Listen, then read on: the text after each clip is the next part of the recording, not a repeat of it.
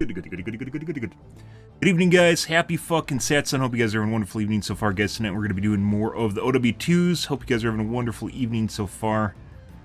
Yeah. Good.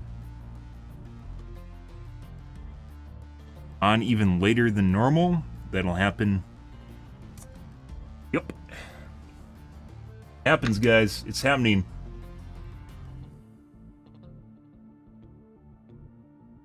Hope you guys are having a wonderful evening, though.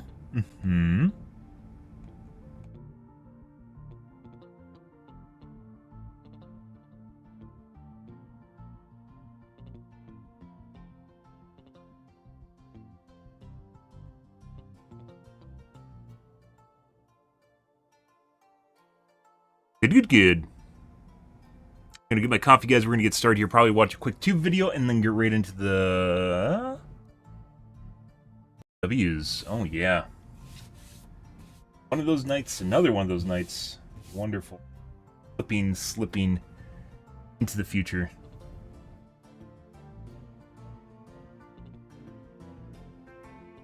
Alrighty. Take a look at what's going on here. Defining GN's goals. It sounds like, what was it called? An executive statement? Good evening, Slane and Vito. No. Not really. And you're not the only person to ask, but thanks for asking. I'm okay. Yeah. Yep, I'm fine. I'm okay. You know, you're welcome. You could watch too. You know, you could watch the channel as well. You know. Nope, I'm okay. When I become a big streamer with thousands of people watching me, maybe I'll actually make a good banner. Or get a good banner.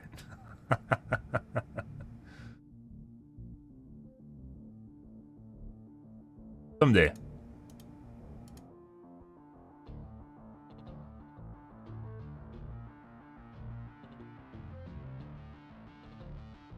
Much better.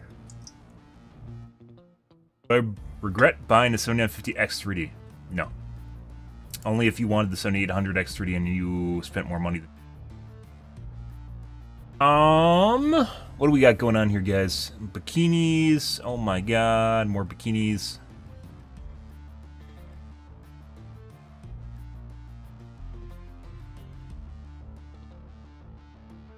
Yeah, really expensive motherboards. Motherboards more than $200 aren't worth it, but people recommend them.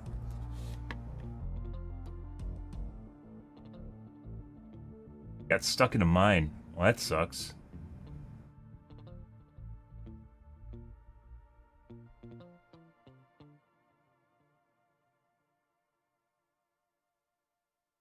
Maybe we'll take a look at Budget King. Something interesting. It's kind of like on the low end and then the high end. And kind of like the mid-high end is really what's interesting about hardware. And then there's everything that falls in between.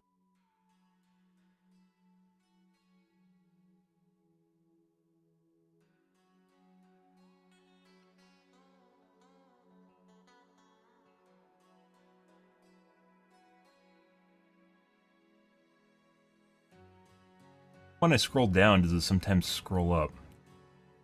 Great, did it again.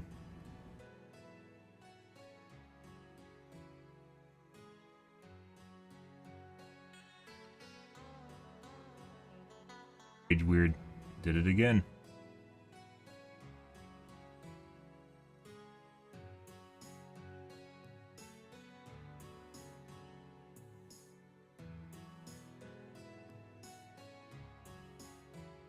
Good. Donate $10 and I'll consider your offer. Yep.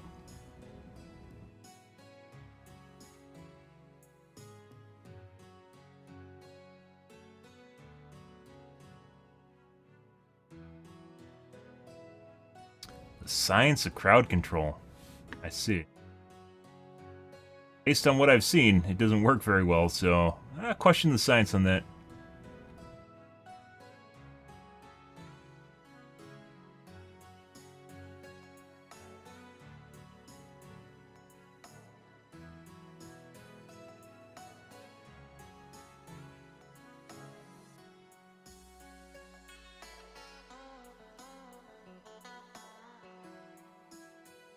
And more bikinis. Good.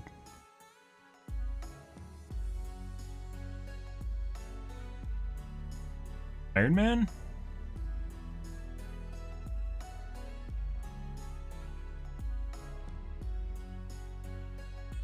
Okay.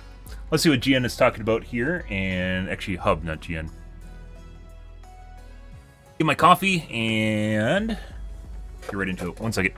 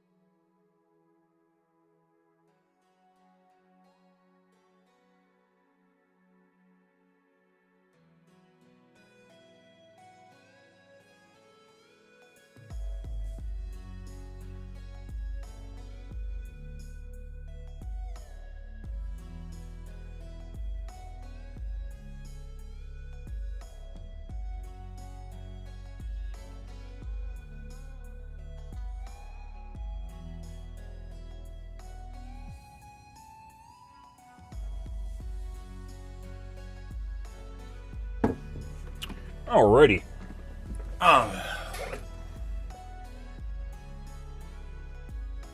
Let's see what Hub has tonight. I want to take a look at. Welcome back to Harbor Box. Probably nothing Today we are interesting, but checking out maybe. the new Ryzen 5 7500F, and I'll be comparing it head-to-head with its nearest 13th gen competitor from Intel, the Core i5 13400F, or at least I think that'll be its nearest competitor based on the expected pricing. Anyway, before we get into it, today's sponsor spot. Why is the audio so loud, guys? Store and their new Locker Store 6 Gen 2 AS6706T. With Louder's better? Ice doesn't really exist yet, at least outside of China. And although global availability is eventually meant to be a thing, at this point in time it's difficult to locate one outside of China, and there are no official listings in the US or Australia, at least at the time of making this content. But word on the street is the 7500F will come in at an MSRP of $180 US, which is a reasonable discount when compared to the $230 US asking price of the 7600. And that's an important comparison to make because the 7500F is basically... Which is also the same price as a 7600 X3D? A 5600 X3D. A 7600, and by basically I mean the integrated graphics has been disabled. So essentially, AMD's thing that almost no one's going to use. Like low-end CPU. So, like, the weird thing is, like, the low-end CPUs that really need integrated graphics, it's been this way for decades, are so low-end that they don't really even come into this market segment. Like, you aren't going to generally buy even, like, a decent gaming CPU if you're going to put it into, like, an office computer. Unless someone really, really needs it, you're not going to. It's just going to be the lowest-end offering where they want integrated graphics on it because it saves them money, right? But when you start talking about something like this, even like this to like mid or high end, like just the integrated graphics serves almost no purpose besides backup for whoever has it. Kind of weird. I don't understand how Intel got away with just slapping integrated graphics into their desktop CPUs.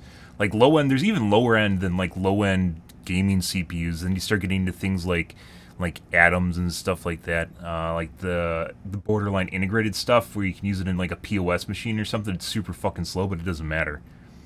Yeah, so like integrated graphics in and of itself, kind of pointless. To be perfectly honest, very pointless. I think it's just another way of upselling basically a product, and you have no choice on it because you generally couldn't pick between the integrated graphic CPUs and not.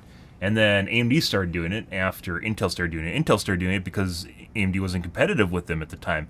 That was back after Bulldozer happened, right around Bulldozer and Piledriver, which is their really shitty CPUs, the FX series, and yeah, In this instance, prior to Ryzen. it actually does make sense and is less confusing for consumers, unlike the chipset names, for example, where Intel has B560, B660, and B760, while AMD took B550 and B650. So, whereas the F SKUs from Intel note a lack of iGPU support, the same is now true for AMD's F SKU CPUs. But whereas you might have expected a Ryzen 5 7600 without an iGPU to be called the 7600F, AMD has gone with the 7500F, which is a bit odd. That is until you realize there is another subtle change here. The base and boost clocks have been reduced by 100 MHz, a mere 2 to 3% reduction in operating frequency, but that means AMD can no longer, or really should no longer, stick with the 7600 branding. Reminder to turn on if you Still, for those assemble a of new you PC with uninterested in the GPU connected and the the 7500 onboard F is graphics no doubt gonna be disabled. very appealing, No. especially if you're on I a mean, bit if of you a turn tight off the budget onboard and are graphics, it's looking not to going to jump work. on I have the mine off. platform. I have onboard If graphics the on my CPU, and I turned it off $111 MSRP just to make sure it doesn't accurate, interfere with it'll be a anything. little over 20% I don't need it. cheaper than the 7600 while delivering performance that's within a few There, percent. I don't need it though. Meanwhile, the Intel 13th gen alternative at this price point is the Core i5-13400F, which can be currently had for roughly $210 US. And this has been the typical asking price for this part, though it did drop as low as $165 US at Best Buy earlier in the year for about a week. Now, most of you are probably familiar with the 13400F by this point, but for those of you that aren't, it packs 6 P cores that can be clocked as high as 4.6 GHz, along with 4 E cores that can clock up to 3.3 GHz. There's also 20 megabytes of L3 cache, though the L2 is based on the 12th gen architecture, and that means the P cores pack 1.25 megabytes per core and not 2 megabytes like the 13600K, while the E cores also only get 2 megabytes per cluster. E cores are generally for everything else. Like I had a 13900K for a little bit, and I actually don't mind the idea of E cores, to be perfectly honest. Assuming it works well, where E cores is just used for all your garbage that operates in the background. That being said, some things do not like being on your E core, and if you put important system processes on it, it can really fuck up your system. So, yeah, like it kind of like they're really slow, and changing between like your really fast P cores and your E cores sometimes is not. Some things don't like running slower than they're supposed to. Like if you mess around with DWM in the background, so Desktop Windows Manager, Explorer, and you move them around, which you shouldn't, but you move them around yourself, they get kind of angry. The system works, everything just gets really janky, and that's not where you want to be. 4 megabytes. So, if you're interested in building a new budget gaming PC, Intel's thread director is almost seamless. Oh, it spun. Ryzen 5 or Core i5? Well, we're about to find out. For testing the 7500F, it was installed on the Gigabyte X670 eAorus Master using DDR5 6000 CL30 memory. Meanwhile, the 13400F was benchmarked on the MSI MPG Z790 Carbon Wi-Fi with DDR5 7200 memory. And then for the graphics card, we have the Asus ROG Strix RTX 4090 OC Edition, which has been benchmarked at 1080p, 1440p, and 4K.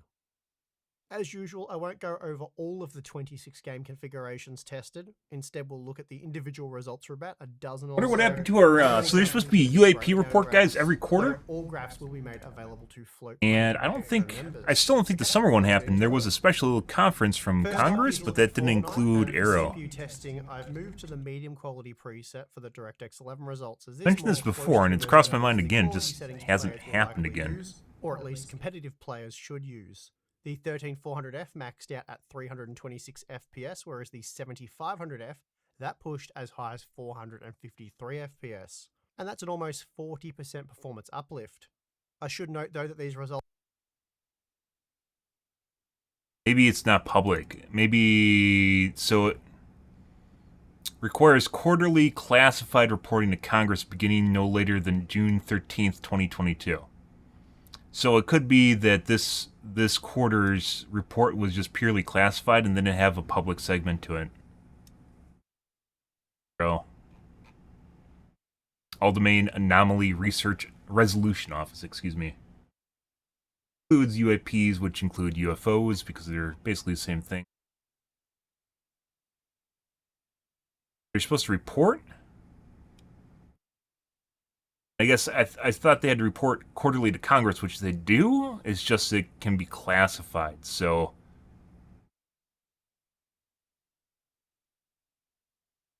August 2023, over a year since its founding, Arrow does not provide a public-facing website, email address, or phone for military and civilian UAP reports, previously mandated by the NDAA legislation. That's kind of interesting. They're supposed to have this done already. It's supposed to be a place where a repository where you can put basically, you can on UFOs if you saw them or UAPs, and with information and anything that you can. Yeah, that was supposed to happen. This is interesting though. Quarterly, I guess it was classified reporting to Congress, so I guess the reports could just be classified and we never see them. Their last report was from April, which was first quarter this year, and then the second quarter they didn't report on, or is classified. So now we're almost on the third quarter, which is going to be at the end of September. And that's a month away. Results are heavily CPU limited, so even at 4K, the Ryzen 5 processor was still 30% faster. Now, although enabling ray tracing can increase CPU load, we see that in Fortnite, the primary performance limiting component is the RTX 4090, so there's really not much to see here. Next up, we have Spider-Man Remastered, and in this example, we see that the 7500F can push up to 179 FPS, whereas the 13400F is limited to 155 FPS, which is obviously still very playable, but it does mean the Ryzen 5 processor is 15% more powerful in this example. It's also worth noting that despite using the very high quality preset, the RTX 4090 is still CPU limited even at 4K. And for reference, the RTX is still CPU limited. I don't remember, 7500F is 6 cores, right?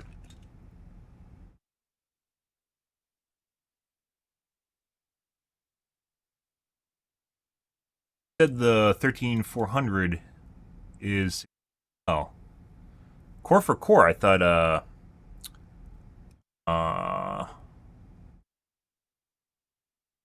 Ryzen was doing better, or Intel was doing better core per core, assuming same cores. Even at 4K. And for reference, the RTX and an X3D CPU either can render around 150 FPS at 1080p using the very high quality preset. So although we are using an RTX 4090, it is worth noting that the 13400F is close to limiting the performance of even the 4060 in this title. And of course, we're not interested in GPU limited results as we're testing CPU performance here, and therefore it's important that we isolate CPU performance when giving buying advice, at least within reason.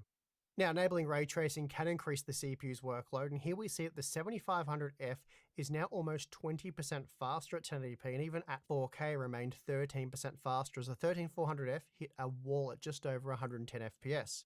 And again, for reference, the RTX 4060 can render just over 120 FPS at 1080p using these quality settings.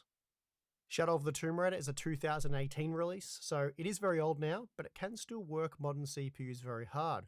That said though, both did push over 200 FPS in this example, so performance was certainly very good using either CPU, though the 7500F was 10% faster at 1080p and 1440p, and even managed a 7% uplift at 4K. The Last of Us Part 1 is a very CPU demanding game due to the constant texture streaming, but it's also extremely GPU demanding when using it doesn't really look like it's CPU demanding. I mean, you could see that that's regardless of the GPU that's in the CPU bound as well, but you'd have to, it's easier to see this when you go lower resolutions instead of higher resolutions, even if you're not going to play at 720p or 360p, right? Which is why some other websites, mainly written websites, will still test that Tech Power Up, as well as Anandtech will test lower end resolutions. Okay, Though at 1080p, the represents 13400F a scenario in managed which to you're earn not GPU bound 149 anymore, FPS. i.e. And future although looking the scenario where you're going to have better 7500F can't CPU reach the or limits GPU, of the excuse me. RTX 4090, it was still 11% faster, allowing for 156 FPS on average. A Plague Tale Requiem is another modern and very CPU demanding title, and in this example, the Ryzen 5 processor was almost 20% faster at 1080p and 1440p. Why does it say I'm in Overwatch, guys? In fact, it wasn't until we reached the 4K resolution that the data became GPU limited. Hogwarts Legacy is also extremely demanding on the CPU, but in this example, I swear we Like's have trolling me and very putting me in the wrong evenly matched category. CPUs. The 7500F was just a few frames faster at each of the tested resolutions, so there's no real winner here. Enabling ray tracing does favour the 7500F slightly more with the increased CPU load, and we did see up to a 9% performance advantage for the Ryzen processor at 1440p. Both processors were also very evenly matched in Star Wars Jedi Survivor, despite the results being heavily CPU limited at 1080p. Here the 7500F was just 4% faster, allowing for 128 FPS on average, opposed to 123 FPS with the 13400F. As was the case with Spider-Man Remastered, the Watch Dogs Legion data is heavily CPU limited, even at 4K, which is quite incredible. I should note though that the RTX 4060 and RX 7600 can both push around 120 FPS at 1080p under these conditions, so the 13400F isn't getting much more out of the RTX 4090. The 7500F was 11% faster at 1080p, 13% faster at 1440p, and then 11% faster at 4K, though we were also looking at a 17% improvement to the 1% lows at 4K. So the Ryzen CPU is clearly faster in this title, though the 13400F was still able to deliver highly playable performance. There's really not much that can be said about the Resident Evil 4 results, apart from the fact that they're extremely CPU limited, and both CPUs were limited to the same level of performance. Next up we have Halo Infinite, and here the 7500F was 14% faster at 1080p, or 16% when looking at the 1% lows, and those margins are reduced to 7% for the average frame rate and 11% for the 1% lows at 1440p, before becoming entirely GPU limited at 4K. Moving on to the Callisto protocol, and here we find some pretty strong performance gains for the Ryzen 5 processor, as it was 19 to 20% faster at 1080p and 1440p before the results became heavily GPU limited at 4K. Of course, the 13400F is still a very fast CPU on this title, pushing 213 FPS at 1080p, but we did still see around 20% more performance from the 7500F, so a big performance uplift there. We're also looking at reasonable performance gains for the 7500F in Far Cry 6, where it was 15% faster at 1080p, and interestingly, 24% faster at 1440p. Now, normally you'd expect the margin to shrink at 1440p, but we have seen examples in the past where increasing the resolution also increases CPU load. And in this example, the 13400F... Well, you have to test at basically the highest quality setting, but you can get around this by using a lower resolution, or, what is it called? Basically, you can render the game at a lower resolution than it actually is set to, manually with the control panel, not through dynamic scaling. There's actually a setting in the... Used to. I don't know if they still use it.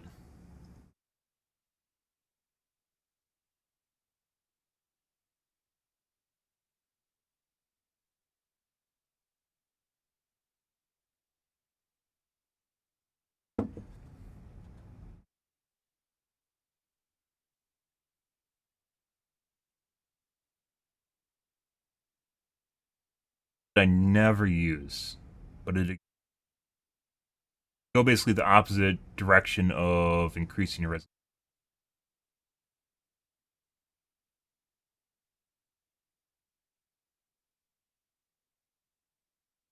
Scaling, sharpening, imaging.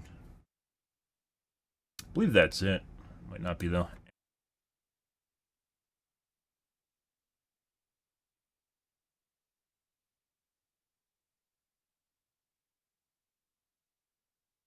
Sharpening.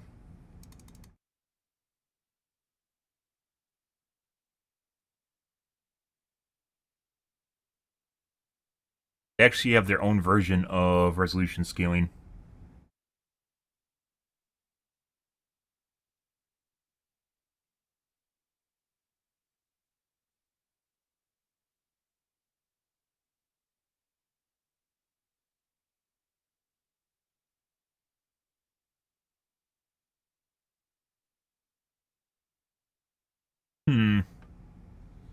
What's it called? NVIDIA and AMD. NVIDIA and AMD have had so many different variants of the same thing.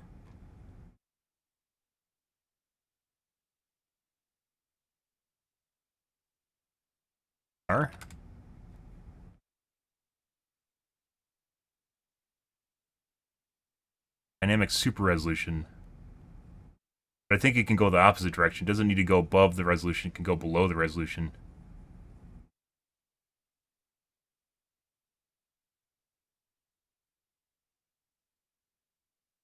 Oh, fuck. What's the name of it, guys?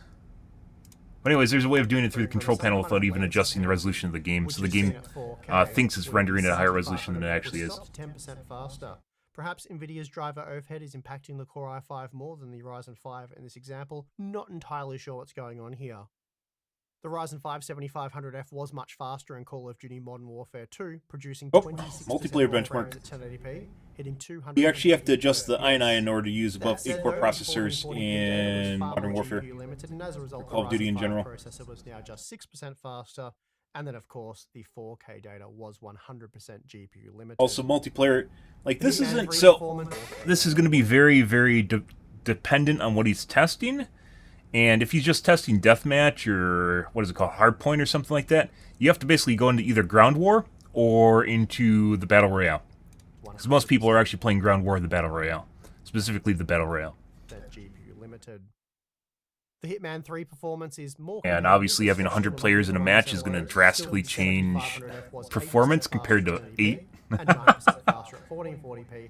We're looking at the average frame rate. At least he tests. At least he's testing a multiplayer game. I don't think that's representative of... Now, for benchmarking Baldur's Gate 3, we're testing at Baldur's Gate, as this is one of the more CPU-demanding sections of the game, at least that we've come across. The results here are interesting because the 13400F and 7500F are seen delivering virtually identical performance at 1080p, and although the margins at 1440p and 4K aren't huge, they do widen in favor of the Ryzen processor, and at 4K, the 7500F was 6% faster. Last up, we have F123, and this is an easy win for the 7500F, as it was 25% faster. I announced my stream starting? 40p. So a pretty massive performance uplift there, despite both CPUs delivering highly playable performance. Oh my god, I didn't. Now, when it comes to power consumption, the 7500F and 13400F, they're fairly evenly matched. The Ryzen processor does typically consume a bit more power, and on average, we saw total system usage increase by 22 watts. That said, this doesn't take into account the fact that the Ryzen processor was faster and therefore pushed the GPU to work harder. So let's take a look at the performance per watt. Okay, so when looking at the performance per watt, we see that the 7500F is actually the more efficient gaming processor, though by a very small margin. We're talking 3% more efficient based on this data. So power usage is really a non-issue when comparing these two CPUs.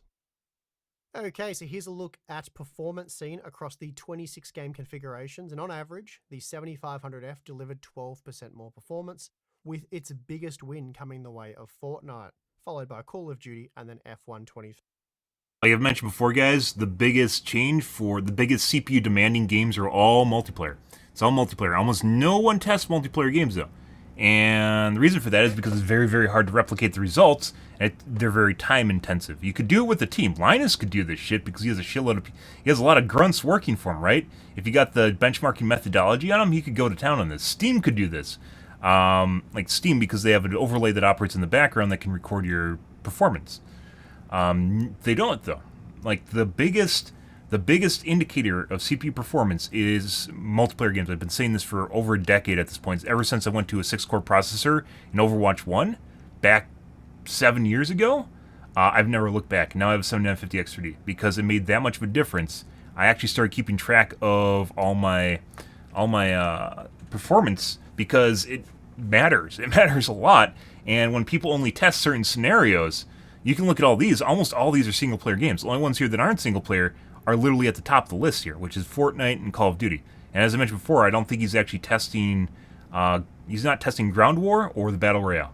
He's testing neither of them. He's only testing like Hardpoint or something small that's relatively repeatable, because the Battle Royale itself is just a huge pain in the butt to test.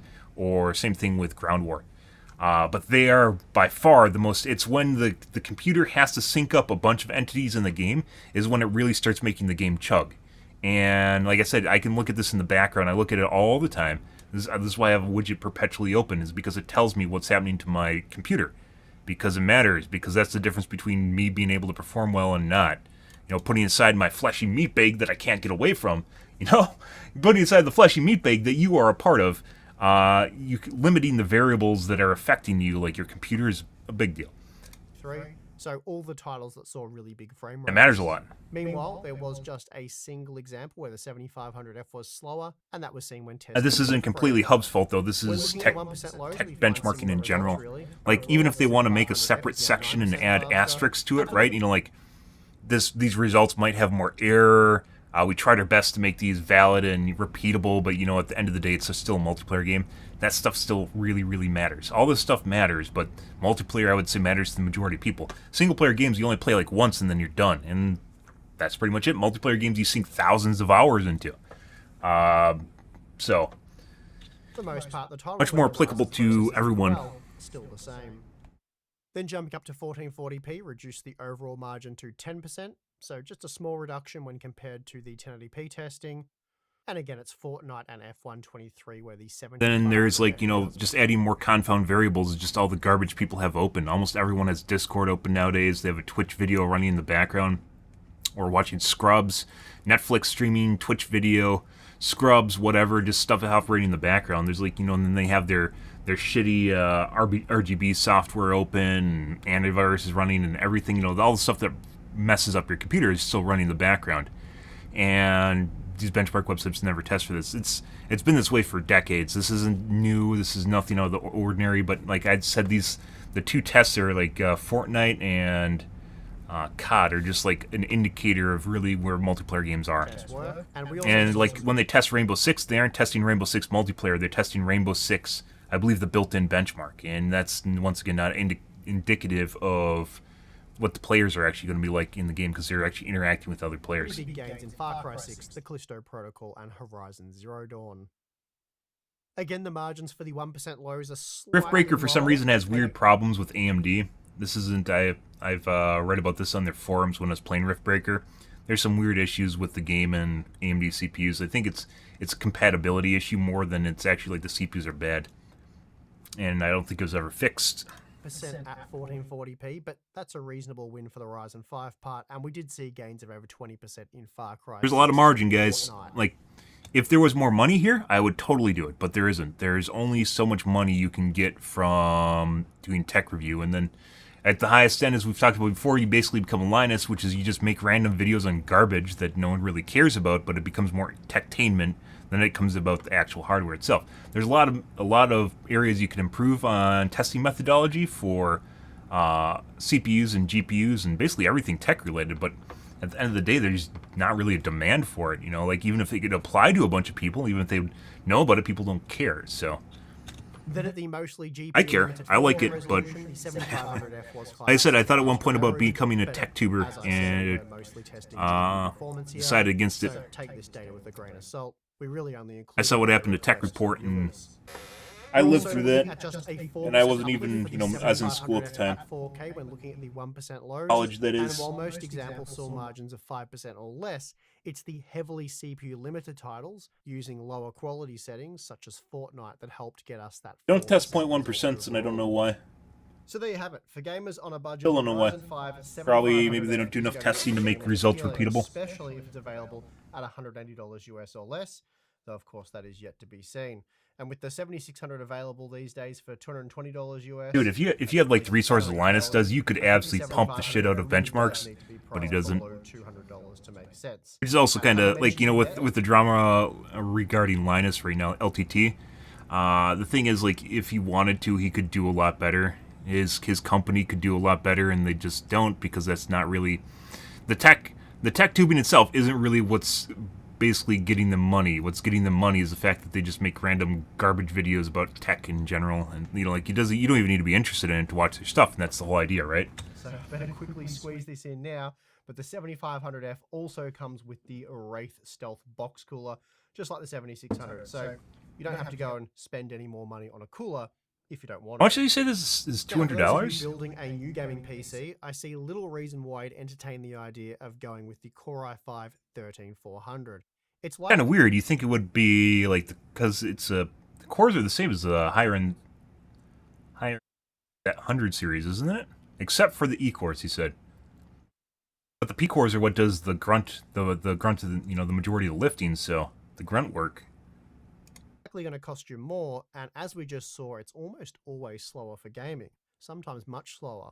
And it's worth keeping in mind that we were using more expensive DDR5 7200 memory with an Intel CPU. Then, even for those of you who are interested in productivity, the 13400 and its cluster of E-cores generally don't enjoy a performance advantage over the 7500F, and in many applications will actually end up slower, though overall I'd expect them to trade blows. So if you're interested in productivity, I think the Core i5 13500 for $250 makes a lot more sense as it packs twice as many E-cores, and with Ryzen 7 7700s priced up around $330 US, the 13500 it has no real competition.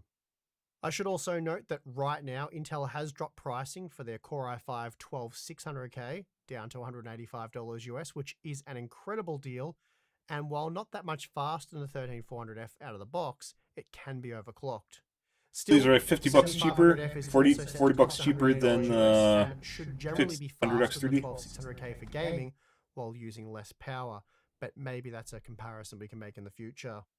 For now, the prospect of a sub $200 US Zen 4 processor is exciting, and I hope to see the 7500F on shelves soon at the expected $180 US MSRP. Yeah, so this is $50 cheaper. So that's meaningful. It requires defective silicon without a working iGPU to create the 7500F.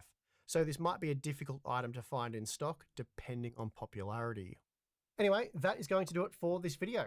If you enjoyed it, please do give it a thumbs up, subscribe, because we're always... And like I said, there's a lot of room for watching. And also, we have some new merch. A lot of room for improvement here, and not necessarily his fault, but for instance, when it comes down to low-end stuff, I mentioned this before, GPUs and CPUs, then you start getting into the second-hand market. So used stuff, how cheap can you get something used that's last generation? And some of that stuff is coming down a lot in price. US based only, so sorry. Jesus fucking Christ, the fuck is that? Also, if you like playing Patreon, sign up to either one of those things, you'll get some pretty cool perks like monthly live stream with Tim and myself for members only, Discord server for members, Q&A, and behind the scenes content. So check that out if you're interested, but if not, that is perfectly fine. I would like to thank you for watching this video. I'm your host, Steve. See you next time.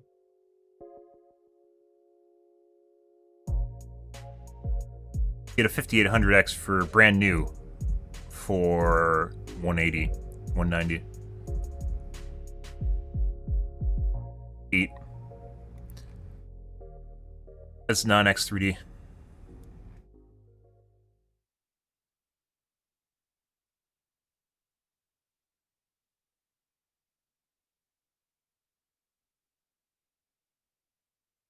That.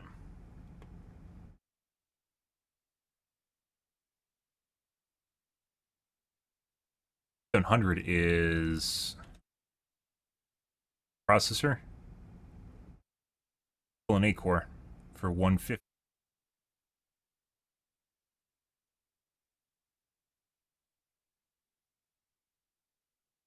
Used market, guys. You shouldn't be afraid of the used market if you're on a budget. That's where the real money's made, in my opinion. Or not real money. Real deals are to be had. Because once you start getting... It goes like this. It goes like... what do we want to look at this? It goes... like low end from high end stuff, it goes down in price and it kind of levels off and then it just like flatlines. And when it flatlines, like right there at the bottom is basically, he's talking 180 for that processor, but then you can buy some used stuff, and that's not even auction, that's just buy it now. Basically around the same price that's used secondhand, and you're looking at basically better performance. So, and then you there's ways of, like, even if it's just like one price, you can definitely look at like the market valuation of stuff, so what stuff is generally selling at price-wise, and you can make a point for that. So, but most of the time they don't, because new is easier to look at than used. Anyways, let's move on, guys. Let's move along. Let's get into the Reddits here. We need to play some OWs here. Excuse me, why is this popular? Maybe I'll start streaming after eating dinner. That would really fuck things up. I don't want to do that.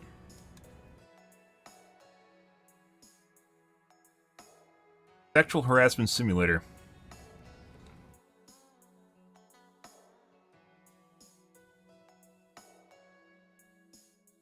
Find new friends, live a normal life, and give birth to a child.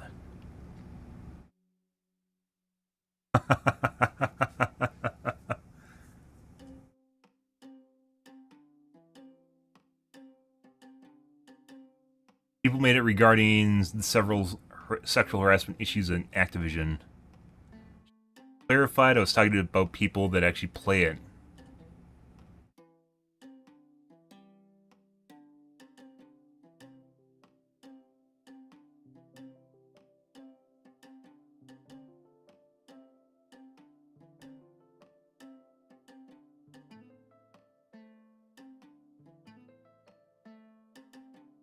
Actually, so fuck dudes. Male heroes just jump girls, and the next line in chat is, you better pay for child support.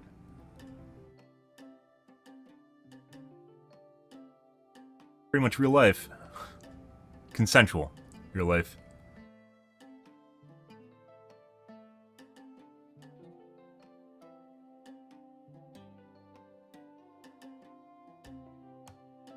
I like playing it, not because I wanted to sexually harass someone, but I just wanted to see what it's like, and not gonna lie, I laughed so hard playing it, I would definitely recommend this is mocking Blizzard, not encouraging sexual assault.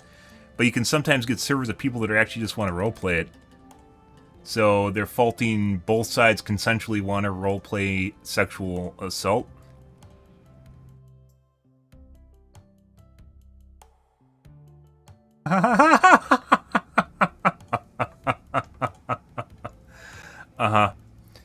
Consensual sexual violence against women. So there's a lot of weird kinks out there, guys. This is, you know, kind of adult conversation here. There's a lot of people with a lot of weird kinks out there, and if both sides are consenting, yeah, that opens up a door for a lot of different areas, and that's really what's coming down here. It's not what they're role playing; it's the fact that both people are consenting to role play whatever they want.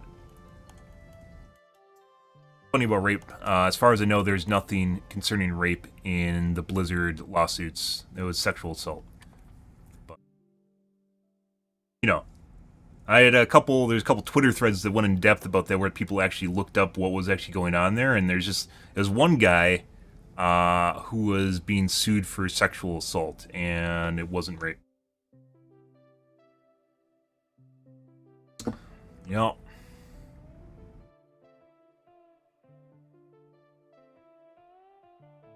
A few people replying and their comments are hidden. This should be good. The fact that somebody roleplays and wants to get raped in a video game is fun by itself. What is fun about shooting people in the head in a video game? What's fun about killing people in a video game? What is wrong with you? I mean, that's actually a valid point. We are literally role-playing killing people in video games, if you guys didn't know that. Yeah.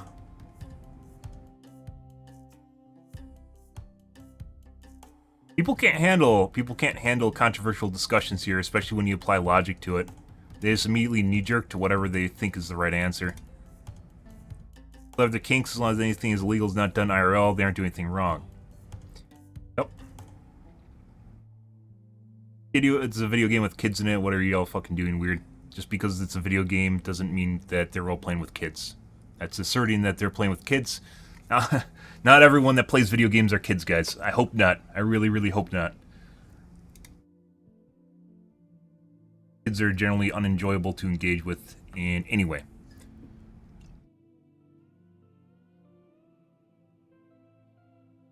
Mirror in every sub trying to be an SJW, it's really cringe.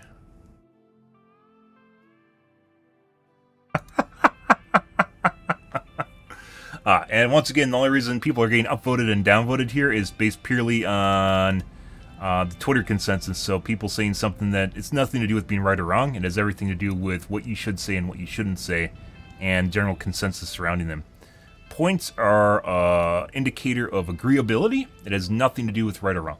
It's whether or not people think what you're saying, they agree with what you're saying. That doesn't necessarily mean it's right or wrong.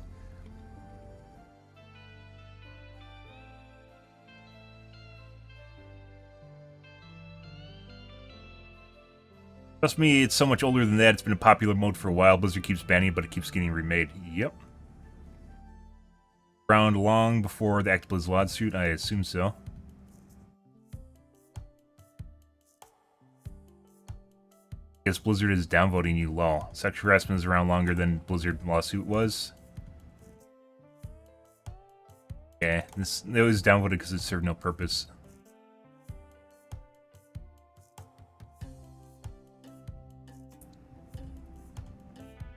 Overwatch custom browser surprisingly attracts ability to attract a lot of weirdos in certain modes. In one of those match chat, no kill lobbies, and you'll see a lot of strange people. Yep, I mean it's people trying to socialize.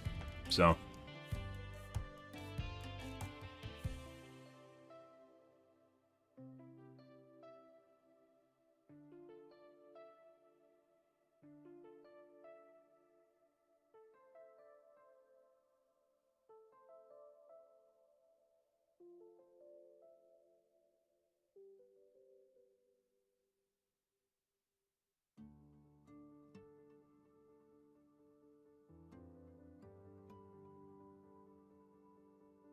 I played it once with my friend while we were queuing. We shot Cassidy, teabagged him in the name of feminism, and then got put in a game. It was kind of girl boss.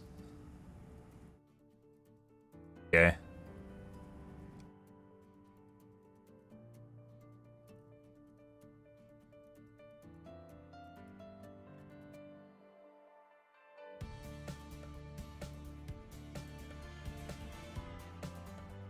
The real question is, why the fuck is Blizzard still not letting those games get made? I already said they keep banning it.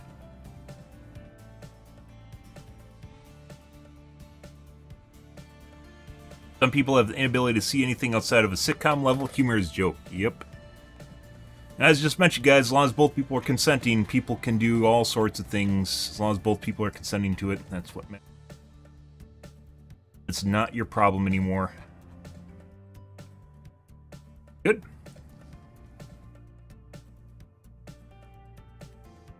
Are people hating on 8700 War God so much? Like evil Anna? Anna's pretty evil in the first place, so. Good.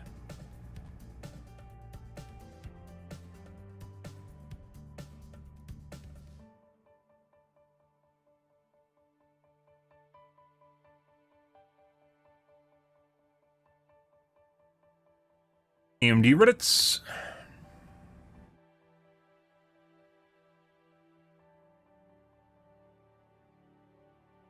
Build. I would definitely have a full AMD build if I didn't stream. I'd have a 7900 XT instead of a 4090.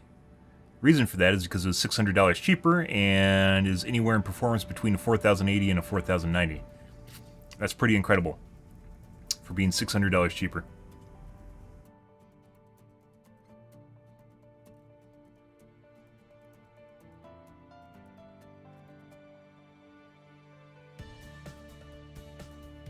Video Reddits.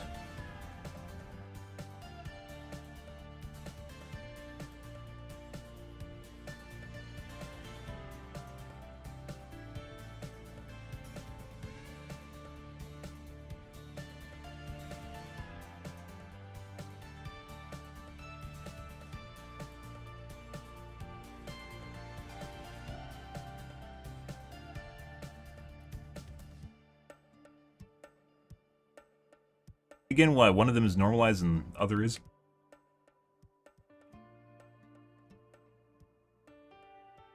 Survivors slugging is bad because it wastes everyone's time and should be reportable. Survivors up in the exit gate and for the whole EGC duration with no one to save. I said literally that.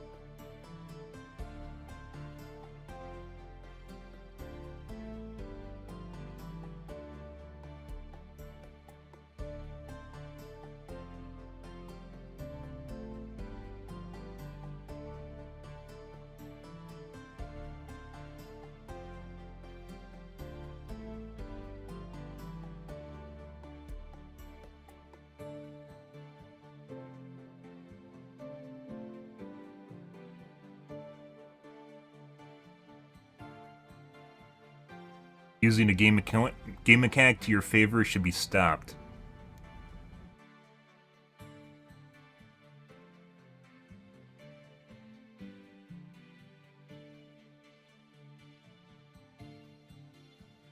On the wrong side here, my dude.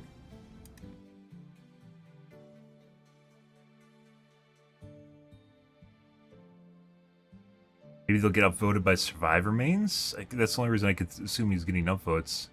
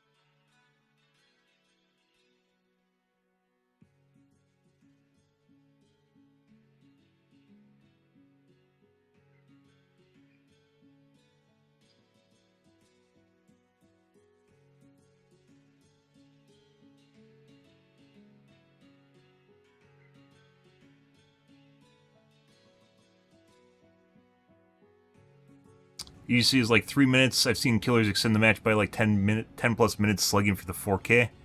If they're doing multiple slugs, this is not.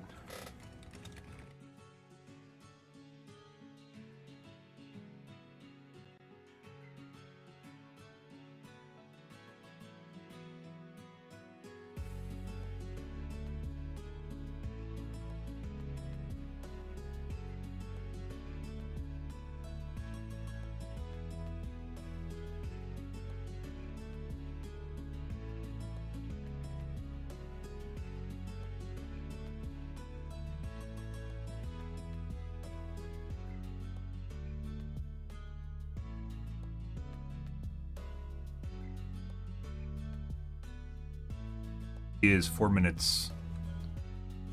It depends on whether or not someone's on the ground.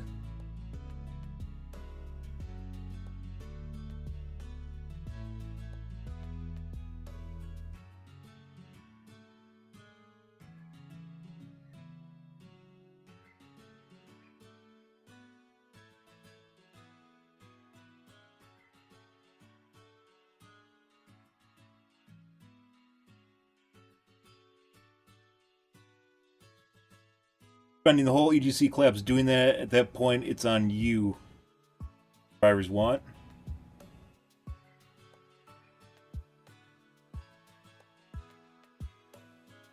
You know, as an in-game gameplay function, unlike waiting at the EGC that does absolutely nothing. Yep.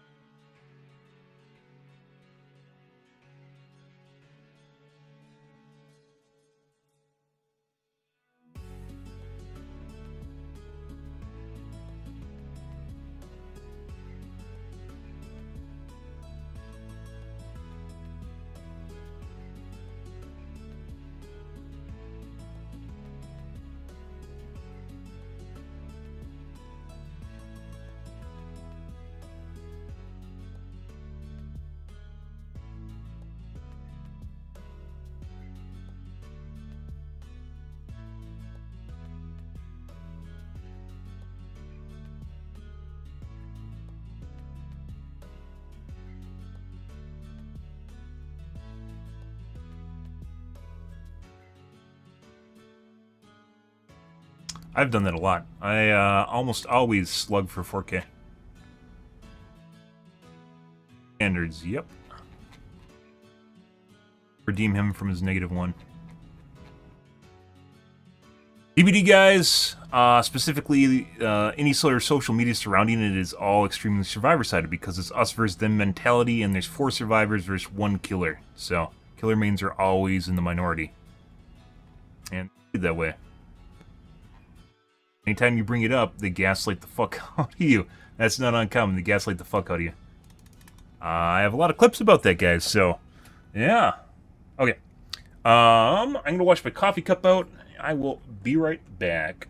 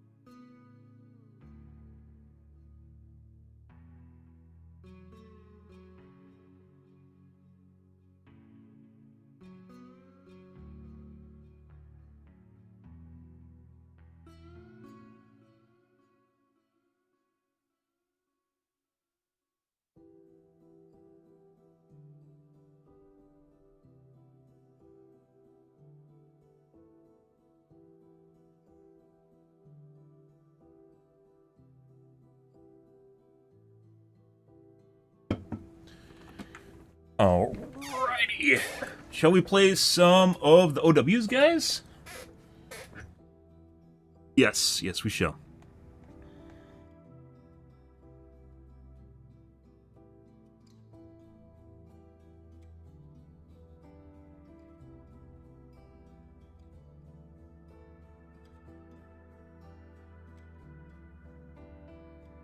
And so...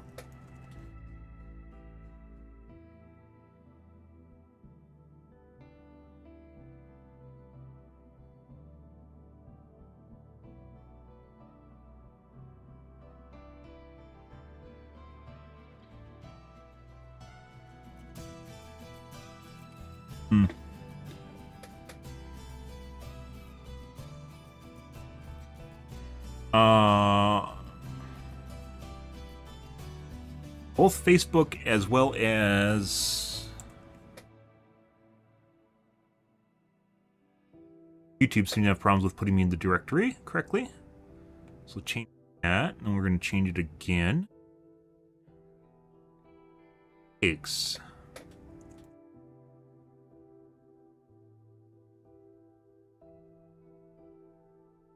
And give it a bit, and then I'm going to check again.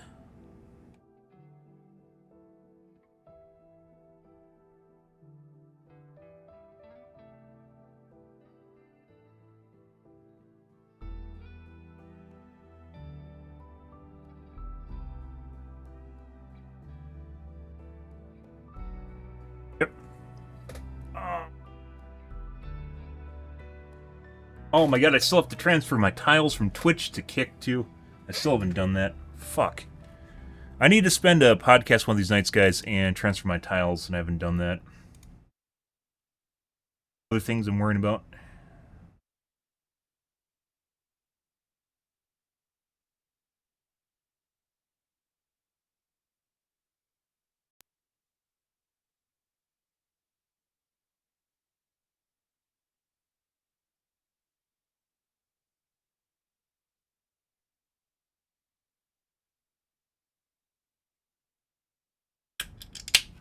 Go.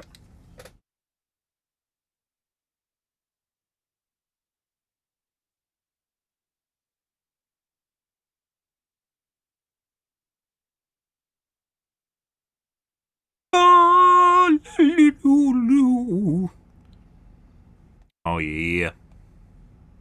You guys want a hand cam? There's a hand cam just for you. Ready?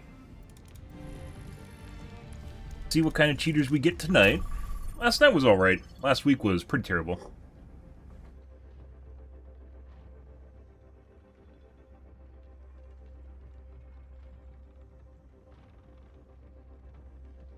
Yep.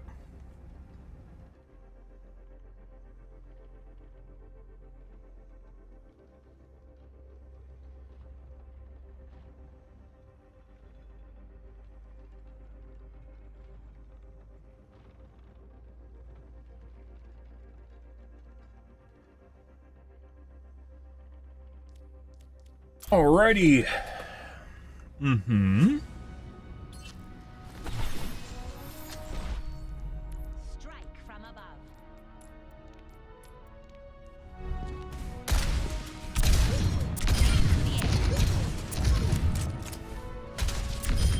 Repositioning.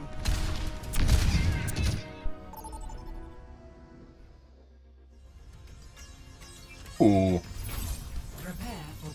Not sure why it doesn't tell you the type of map in the left. It tells you in the top left when you hit tab, but not when you're like this. It says market. Flashpoint there, there's no flashpoint without hitting tab.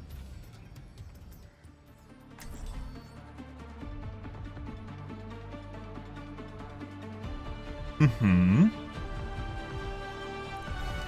Strike from above. Greetings.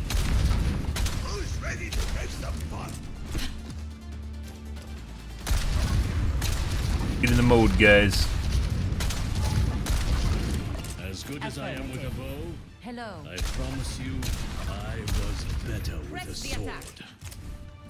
Press the attack. 5. You're welcome. 3. 1. Aerial positioning underway. Flashpoint. Market. Hey, Greetings. What's up? I greet you. Repositioning. Enemy here. Flashpoint unlocks Up and away.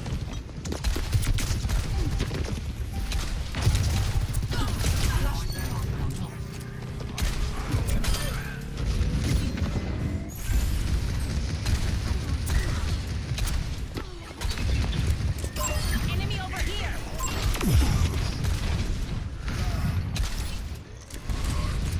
Shield activated. Over there. Just cutting Okay. down on the glare. Ryan just killed her.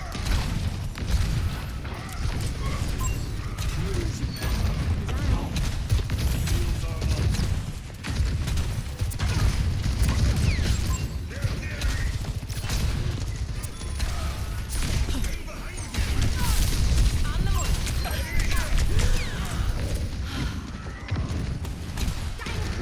Nicht getan.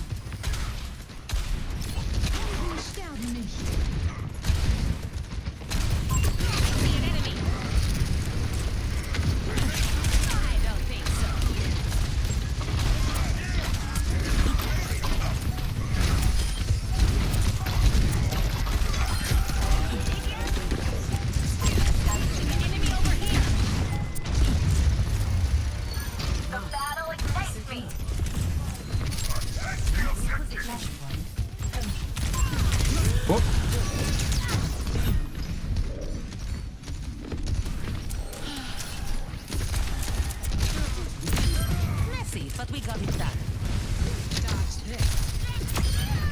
Good intention.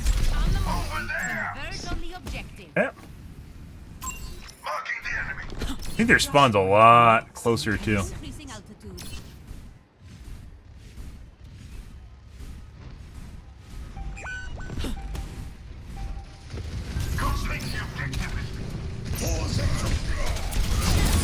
Rains from above.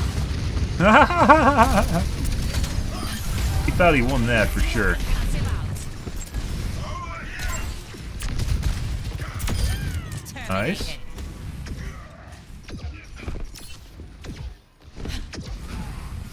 That Ryan was like, I've been fuck this Ryan in the ass, and then he didn't. Let the kitsune guide you. That Q is way out there. I'm on top of the world. Gone. Breathe the rest. Well deserved.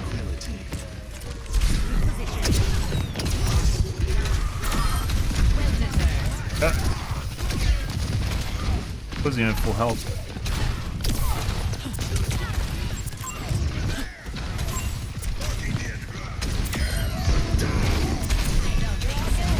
Crush.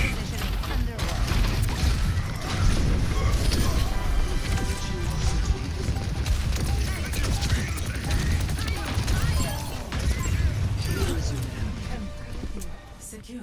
Huh? I've seen this going 2 and 5, so Issuing an alert.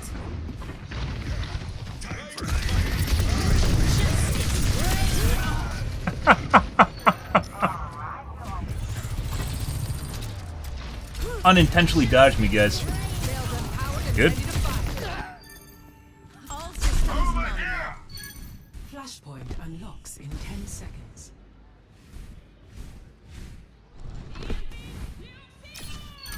Repositioning. Flashpoint I'm on fire. Let the kitsune. Oh my God, Marvel! Kool-Aid. What? Okay. People are still figuring out lines. Group up with me. Yeah, like, we need to wait for our teammates to show up.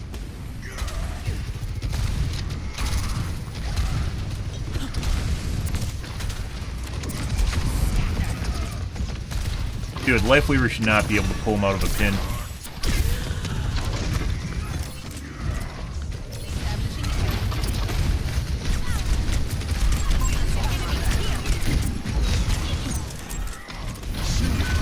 Boo-boo tree? I do not have the tree record, guy. I do not have the tree record. Tree very powerful. Oh. Overshield too. Oh yeah, Marvel? I need to pay you more. I keep saying that. Give you a raise at some point, dude. Increasing altitude.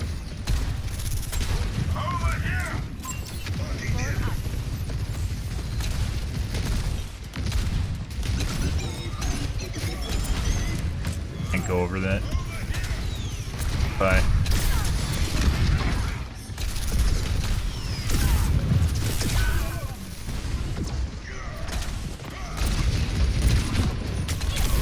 Ryan's gonna have to make moves. Their health. There's health.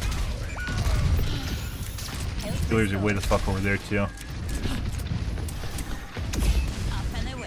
And at this point, that's just a really bad angle to be. Wrong way. And there's a health kit right there.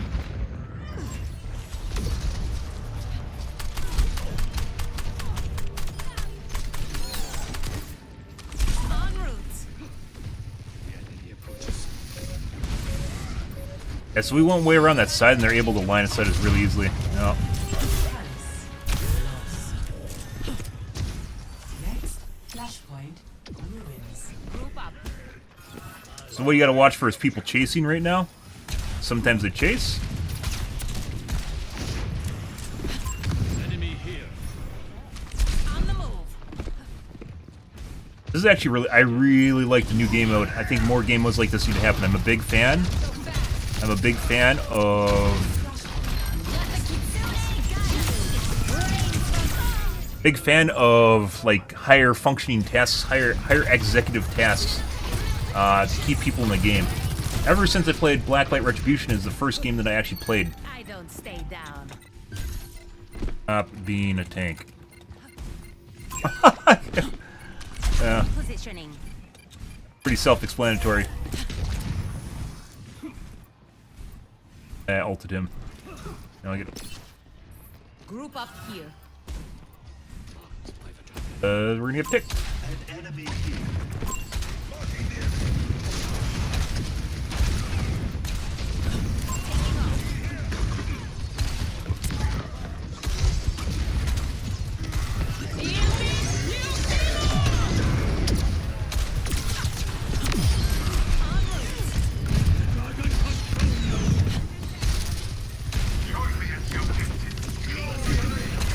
Got their healing turret.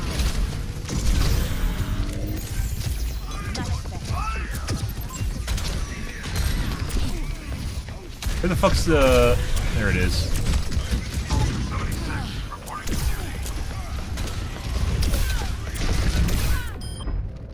Not worth, maybe. Should have waited for heals. Basically like killing half a healer when you kill that pylon, so... It's kind of a big deal. Not at the expense of my life, though.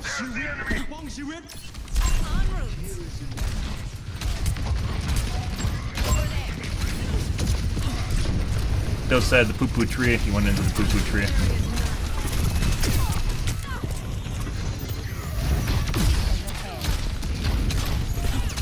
Let the kitsune guide you. You can go around the side. Enemy over here. Increasing altitude. I'm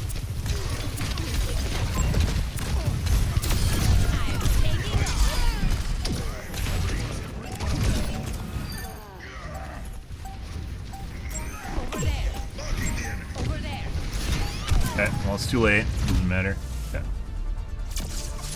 I didn't even get to see my Q. We took it out. It's bugged. Good. Dude, stream. You can say what you want about not having a face cam on. Taking off your face cam like lowers your stress level by like 80%. I'm not even joking. There's a reason. There's a reason people turn it off. I don't know what it is. It's like people staring at your eyeballs and your face and your lips and stuff. Or I don't understand it. It's been that way since time began on streaming. Any streamer that's had a face cam on and they turn it off would probably immediately notice the difference. You have to be like really oblivious. Like stress levels just immediately come down. No idea why. Strike from above. I streamed without a face cam for probably 2 years. Fish sting like a jellyfish. Started out with one, then I turned it off because I didn't have a green screen. Concussive out. And then basically got bullied at turning it back on. Actually did the best when my face cam wasn't on. Well, no, actually that was plan side too. I turned my face cam on to H1Z1 is one of the best for streaming. And a little bit of Titanfall. Titanfall really was a fantastic game, guys. That really should have went a lot of places. The entire streaming community basically shit on it, and then they had a huge cheating problem they never took care of. A lot of games, a lot of the failures of certain games, or failure of a lot of games could be attributed to cheating. Strike from above. Not because you can match a stat with it, but basically there's a direct correlation between people cheating and other people not having fun. And when people don't have fun, they quit. So regardless of you thinking, oh, there's not that many people cheating at the game, it's really just a threshold. It's a subjective threshold people cross where they realize they can't play the game anymore and have fun, and they quit. They don't know it's cheating. They just know they aren't having fun.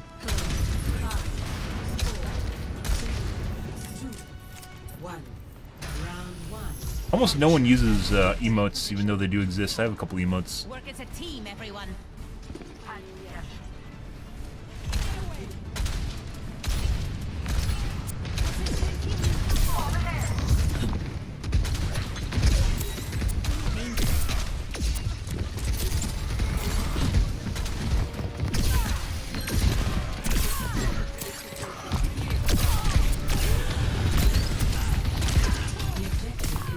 Fucking blow up the healing beacon. She knows it. She fucking knows it. And she moved it.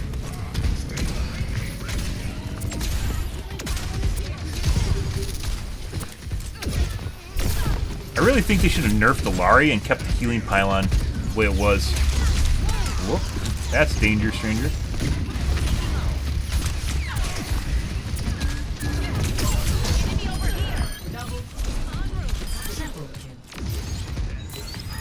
Oh, got some healers paying attention.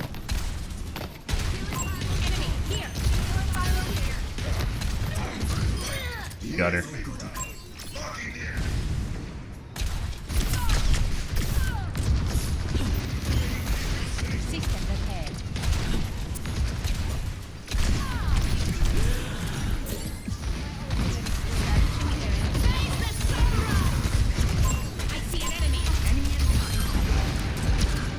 That's danger.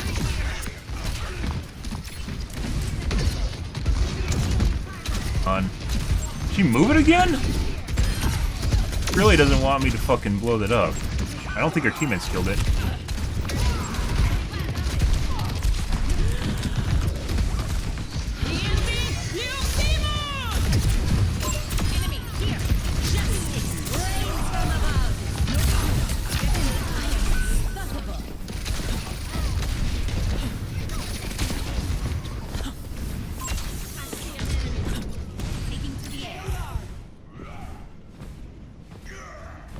Issuing an alert.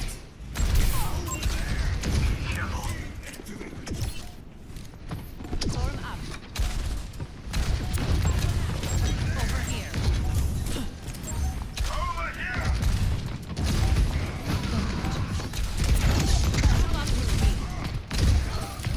Time for the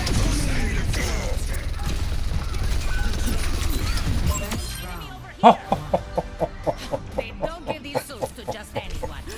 Oh, those predictions.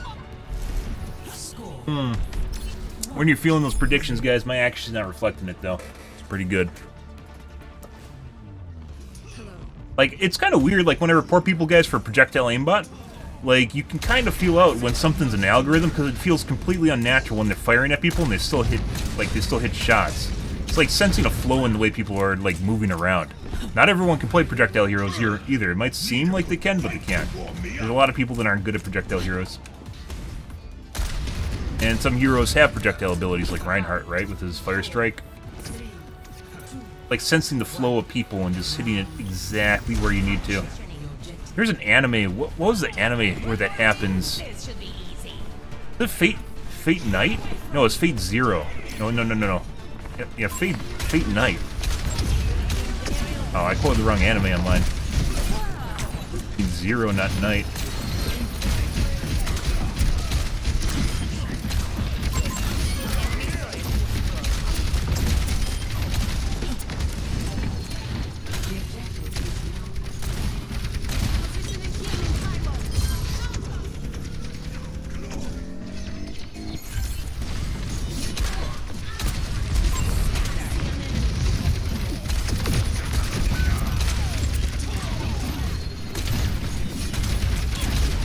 Went way too deep.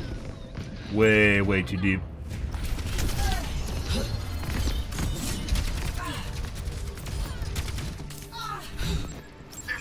All systems nominal.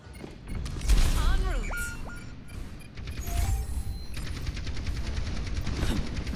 Can't help him out, he's in the corner. Eyes here. Group up here. Eh. Repositioning. Hello. Aliniachu. Thanks. A trip to Fiji would be just Yes. On the move.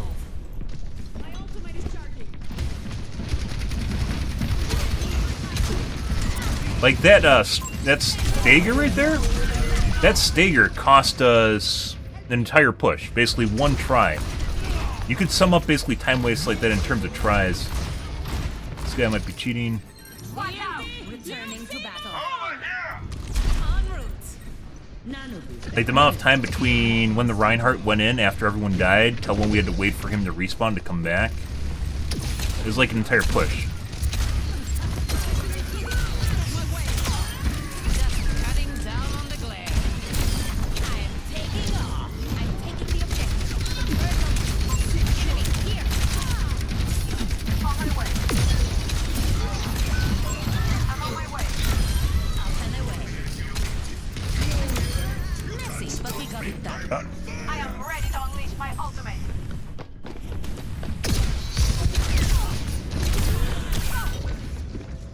Headshot.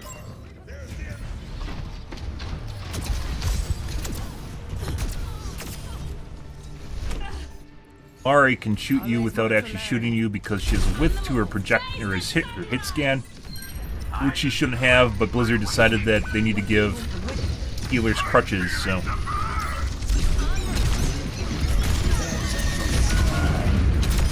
Make that, I did not. I might have made that if I wasn't hurt.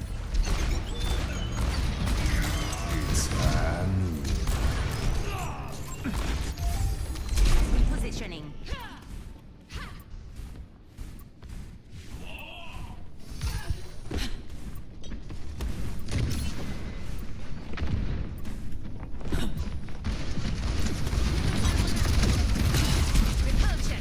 Get him.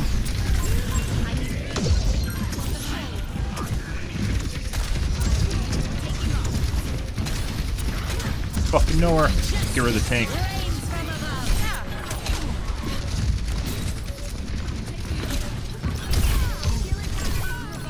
All headshots. Actually, that wasn't a headshot to finish me. Consistently headshotting me. Wasn't a headshot. Must have got shot by someone else. Yeah? No.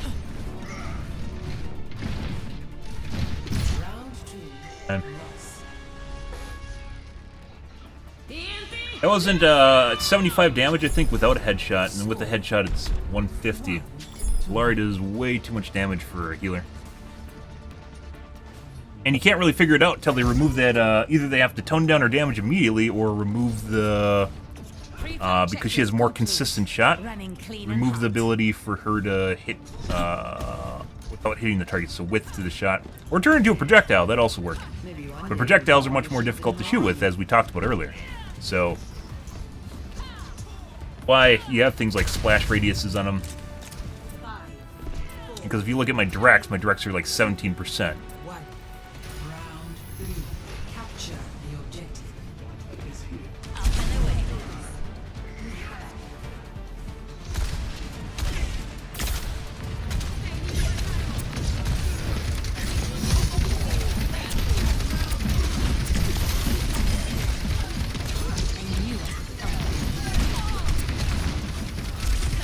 Fuck off with the Sim. Not Sim, McCree.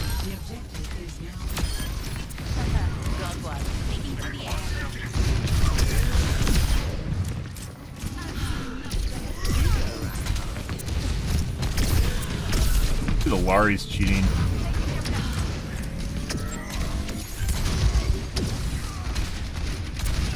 Yeah. Wasn't earlier. Aerial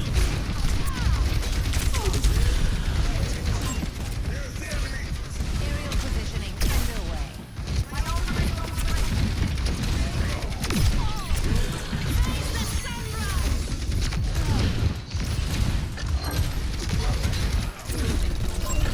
Enemy over here. You made a yes.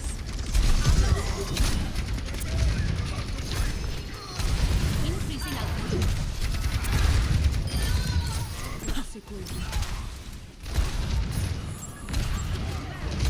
Like, the McCree misses, but they're all equally distributed, and it looks like a percent miss, so we'll see at the end of this. Fucking holds down the trigger and goes to town.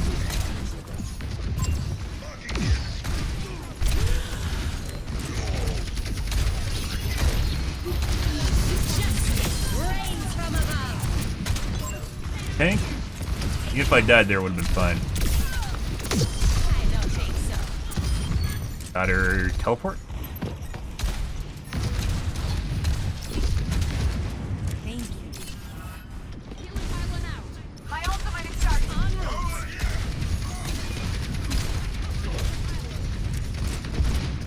I'm gonna go for the point again.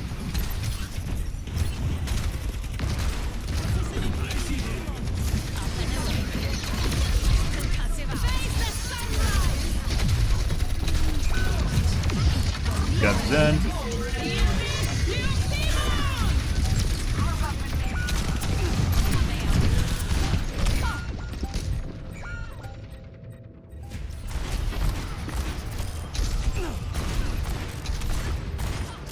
Pretty sure that's an aimbot. The skies await.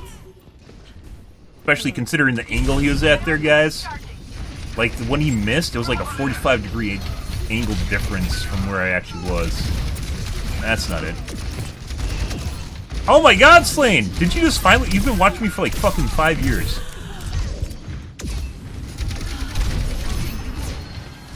I knew it. Oh. Thanks, Slane. It's actually a picture?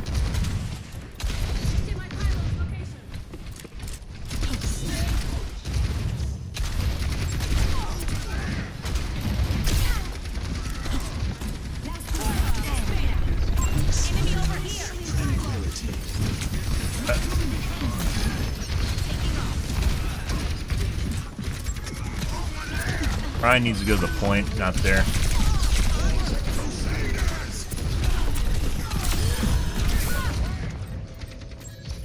And the Lari just popped me in the face again.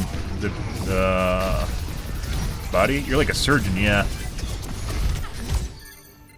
Ooh, I'm gonna shove them in a locker. Ammo, thanks. Thanks, Slane. If only I could be a surgeon.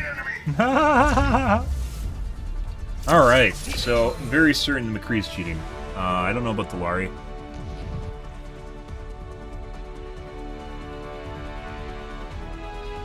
Play of the game. McCree was like halfway into P... or... I think it's P2. Round 2, excuse me.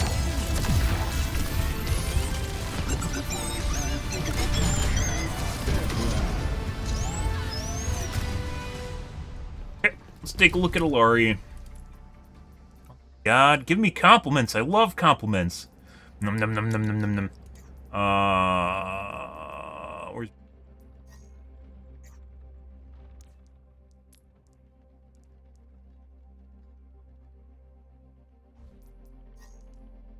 Get a GM? What do we have? Nope.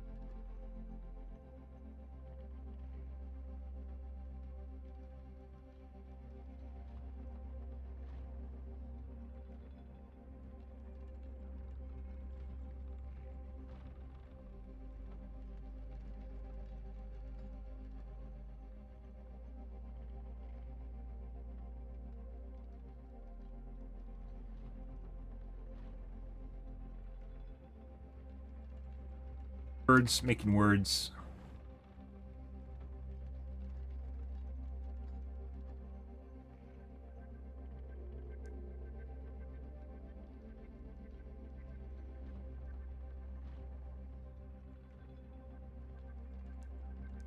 Lari, I don't know. Lari, once again, she has hits width. So let's take a peek here. Ready for battle.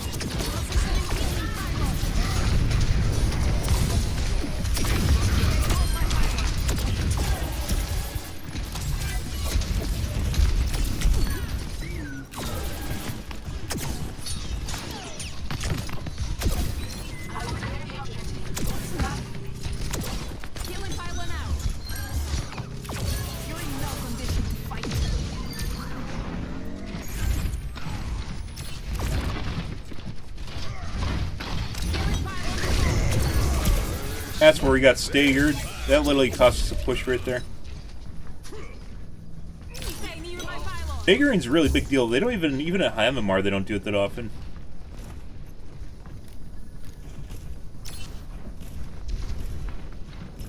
Like top 500, they don't do it that often.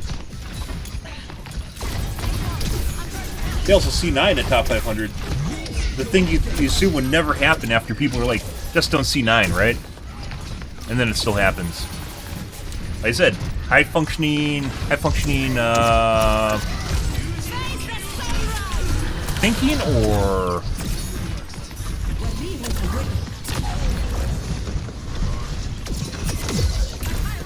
tasks, high functioning tasks.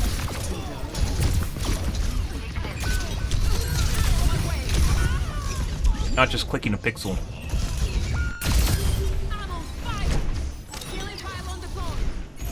Had to revenge kill me.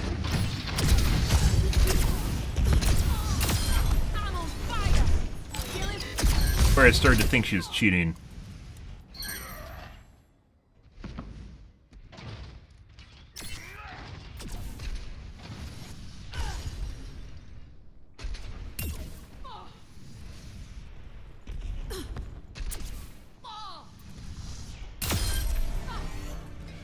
That was a headshot.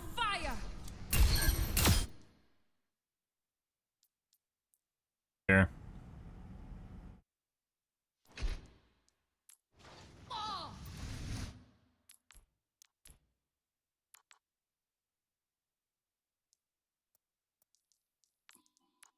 I'm on fire! Killing pylon deployed!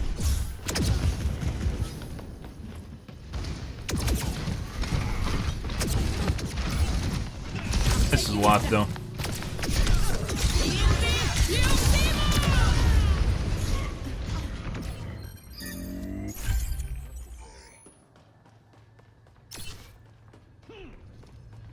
Hello.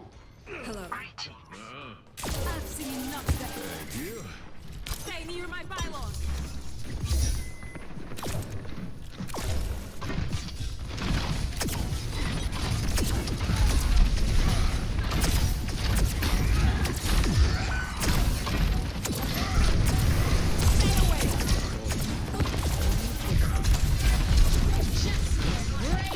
I don't really see anything besides the cheeky kill. I don't really see anything outside the ordinary. Fast forward.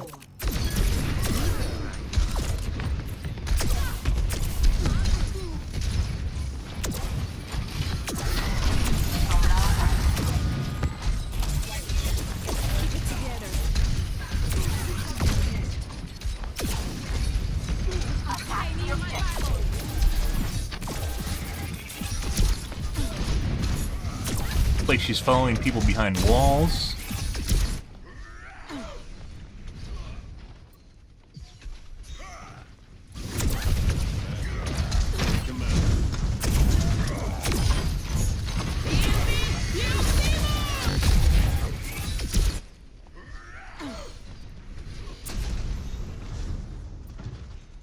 Check this out. You guys didn't see that? Nothing, nothing, nothing. Now she's looking directly at my model. And once again, there's no Z height in the game, so you can't tell how high someone is up. And there wasn't really any sound cue, either jet sound cue. And she is looking exactly at me. She didn't get to see where my missiles were coming from because I was shooting off the right side here. Off the right side over there. And she is looking exactly at my model. So, regardless of what her aim was looking like, this is questionable. This is very, very questionable. Specifically because she's not looking in the general direction. She's looking literally fucking right at me, like she just snapped to me.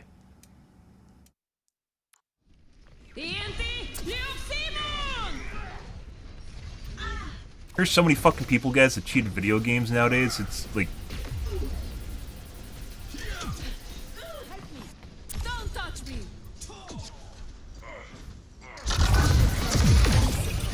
If you're smart enough to figure out a way to hide things, they'll try and hide it too. They're people.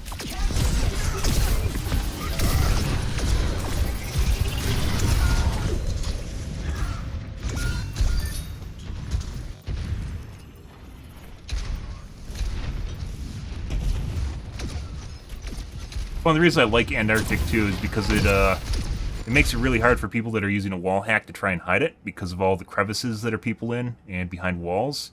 They end up looking at stuff that they shouldn't be, looking at because this is where you're covering an angle, right? This is where you're covering an angle. There's nothing here except people behind a wall. And this is a wall. On this guy's screen, this is a wall. Like... Everyone's behind the wall here. Breaking the other Alari?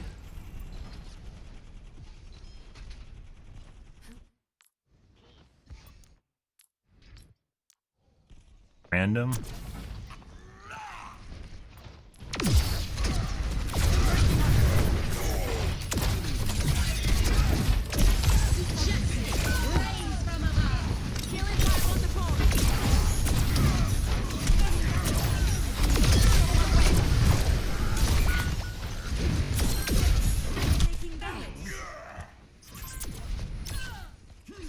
Helping you out.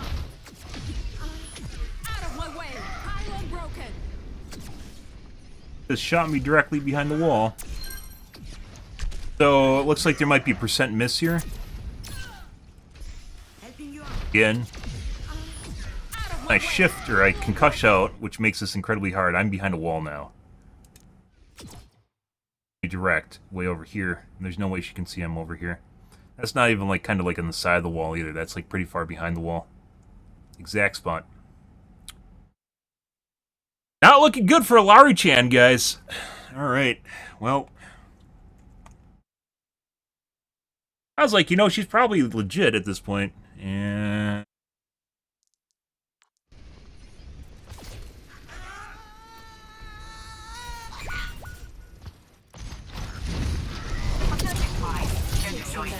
Don't fuss. I love Antarctic purely for the fact that it's very difficult for wall hackers to deal with it. You've seen, not this point, but the second one that we played, one where it has the deep ravine in the center. When people are coming out of spawn, they'll oftentimes look at people through the walls, like track them through the walls because their aimbot locks on, and then they have to wiggle their mouse. I've seen people literally just punch the ground constantly to get away from the area. When you're going outside of spawn, they'll constantly spray and punch the ground. Because otherwise, sometimes their aimbot locks onto people. Can't make this shit up. There's Genji. Tracking, though.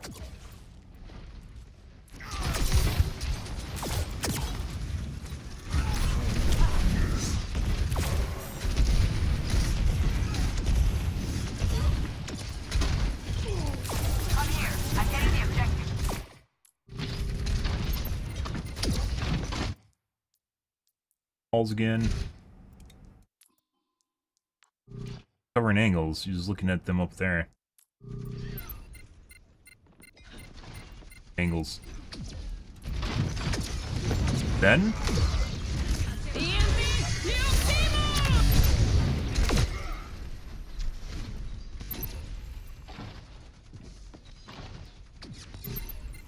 RNG.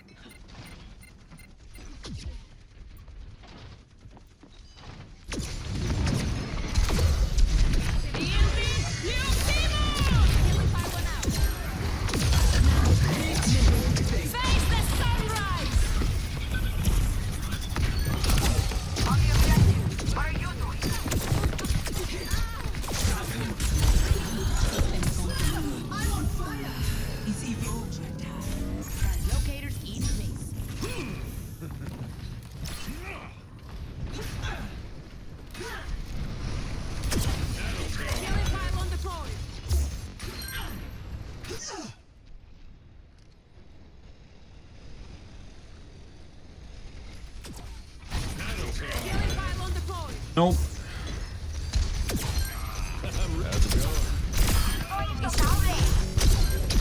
Seems like the deeper, like later on in the game, when people like lose their focus, is when they start doing stupid shit too, like looking at people through the walls.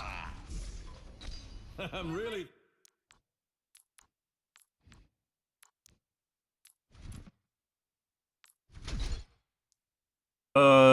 Look like they waited till Zen appeared.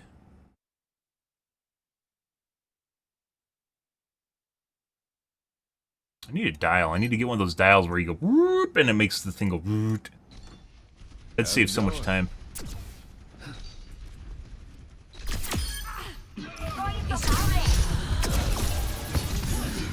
Also, you can see the aim assist on the heal beam. You guys aren't seeing that?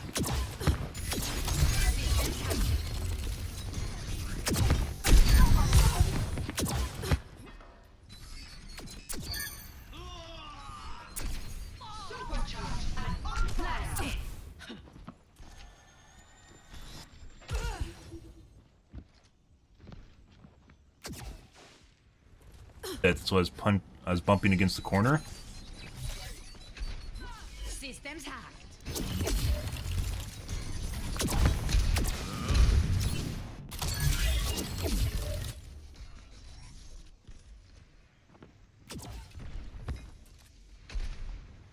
Free.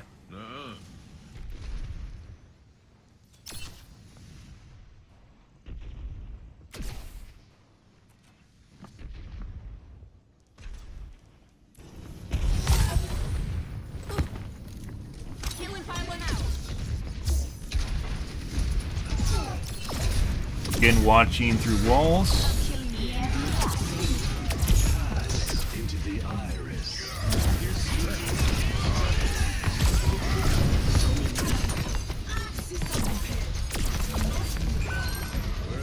Stay near my pylon.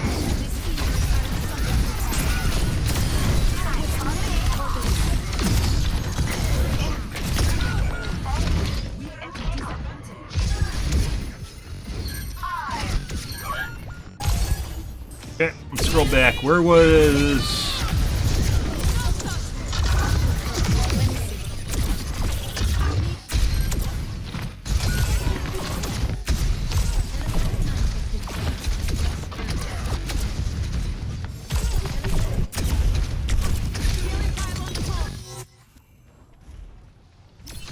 Who's the other one?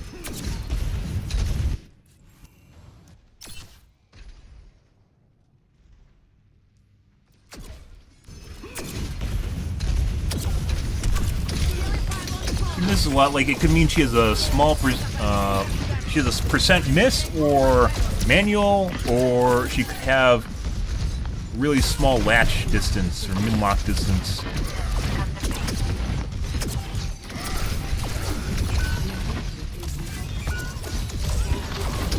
Killing pylon out. My pylon is down.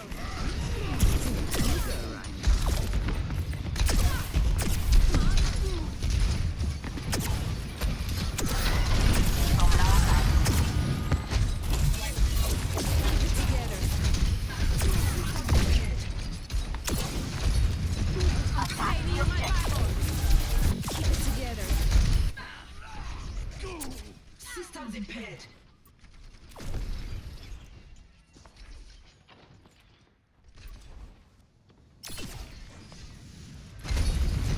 Stay near my pylon.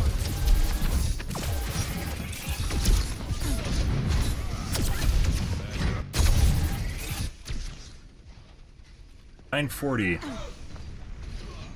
Where we first saw that. This is the one I'm thinking of, though. 940. Where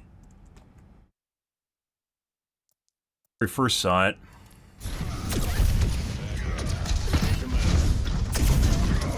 Oh, yeah, right here. Snaps to me through the wall. 947? Yeah. 7. Okay. Right.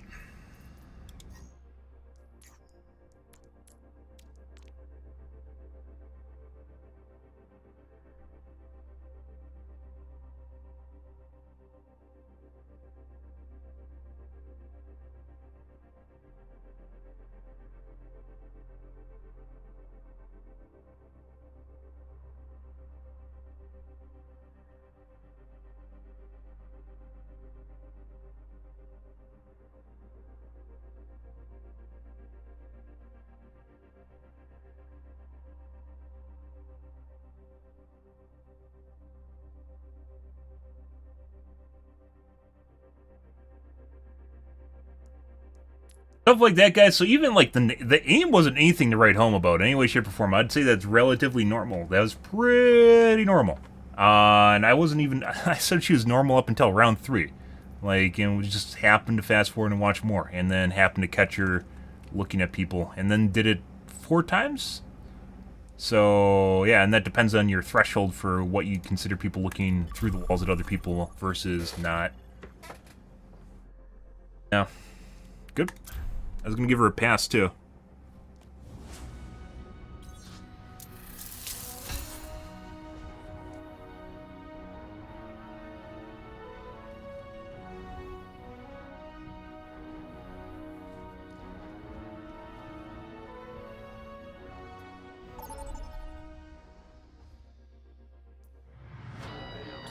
Ah! Sniper on a tower. I can't wait for the aimbot sniper on the water tower, guys. We're on attack, too. This literally might just turn into us getting shot immediately over and over and over again. The aimbot Widowmaker on the water tower in Junkertown is OP as shit. Dude. It's very difficult to deal with. You can't get an angle on her, too, either to hit underneath her or to bump her off. Without going way up, which then causes you to get shot. Wonderful. I don't work with criminals. What's right isn't always what's legal. Then you change the laws. Easy for you to say. What's up?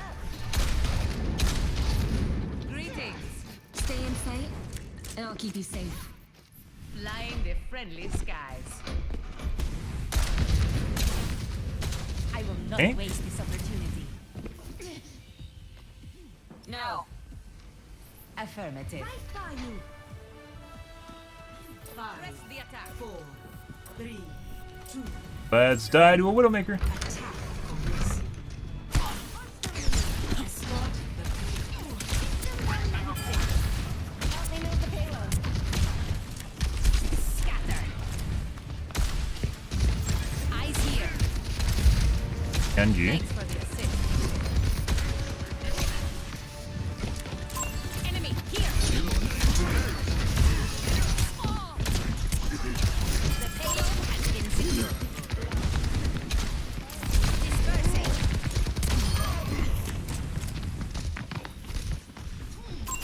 Enemy over here. That's not good. Repositioning.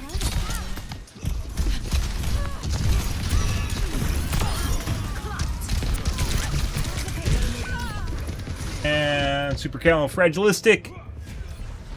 Animalistic.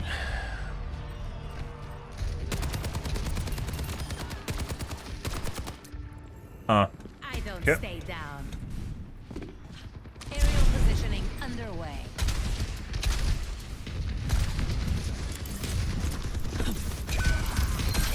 Moving the payload. Let's keep it going.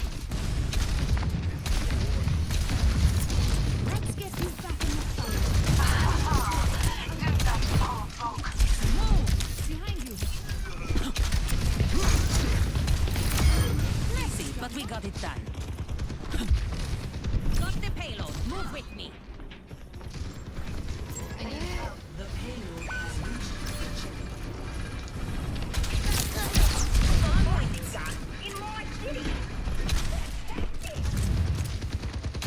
Here's the rest of my health. Some point here. Okay. No one. Ah, my health.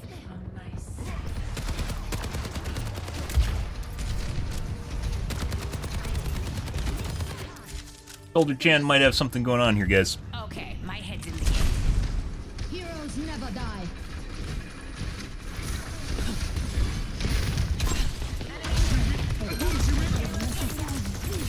Poo-poo tree? Dispersing.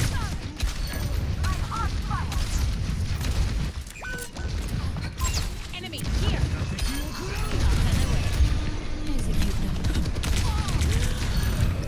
Very accurate, soldier.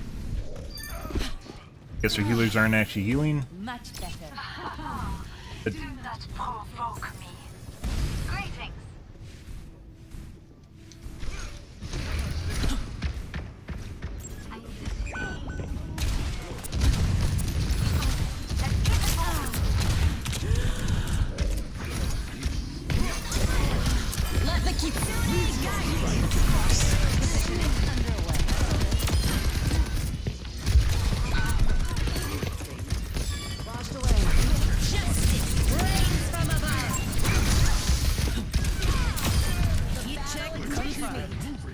Good. There's a box there. Had to try. We don't want that snowballing. In the corner? He must have been in the corner. Maybe he's on the other side of the spawn. I think they're in their spawn.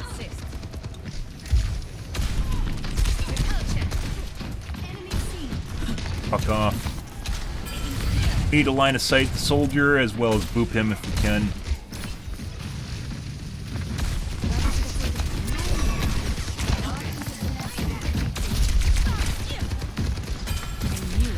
Things like ledges will absolutely fuck with aimbots too.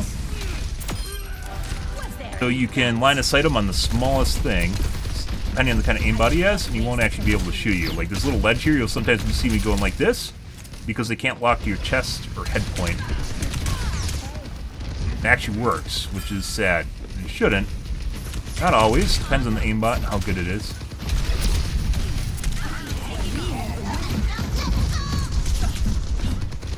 Oh, okay.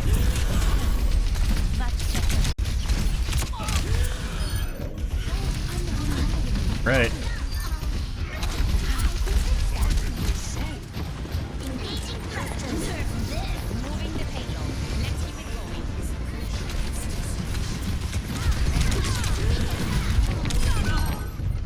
He just got shot under the car. He's a Widowmaker.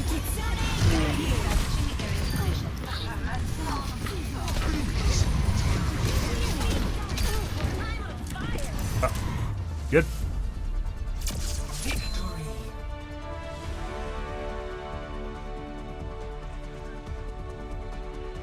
Lovely. It's a nice skin.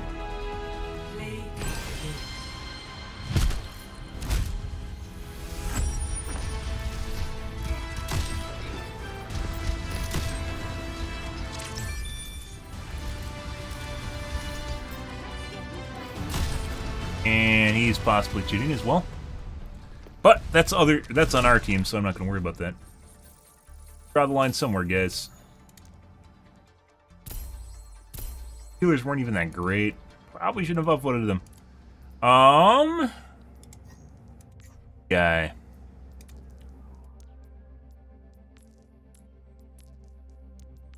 Dark, I mean, Tank is very knowledge heavy, so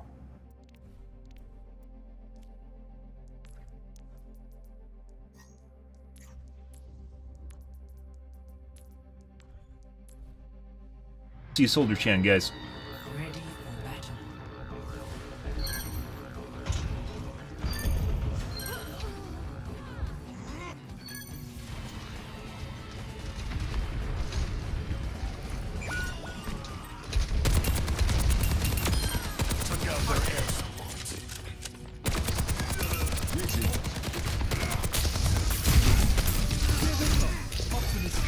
This holds down the button when they line of sight.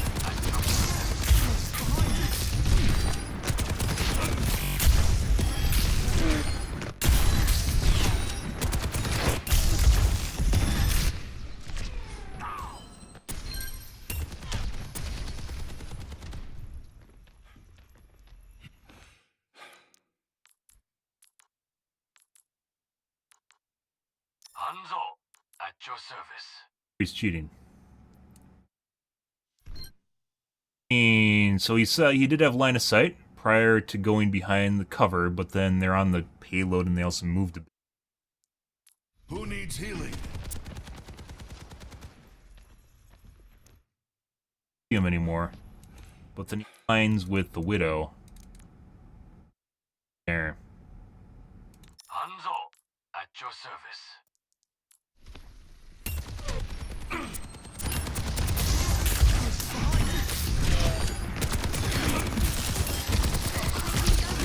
Guy also gets a shitload of headshots. Soldiers don't really get headshots. It's like his aimbot's trained to their neck. Which is actually, if you're smart, that's what you'd be doing, right? But that's not generally where people aim. They aim around the chest area. You generally cannot reliably get headshots and soldier. Fall back. Master as well, not top 500. We're outnumbered. Stay sharp.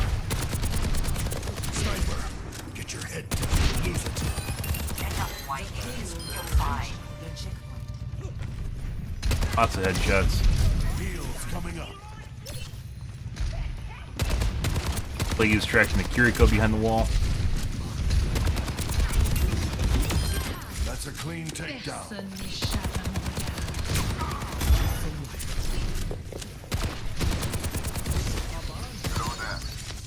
80 Strafe is really effective at messing with aimbots, depending on their humanization settings. Because when the aimbot will detach and reattach to players, sometimes it can magically be inside that threshold.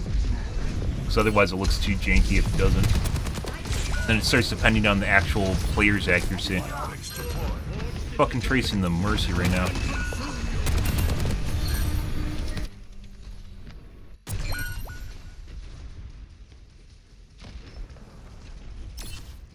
Like, no infravision anymore. Biotics deployed. Not covering an angle when he's not looking at Hanzo.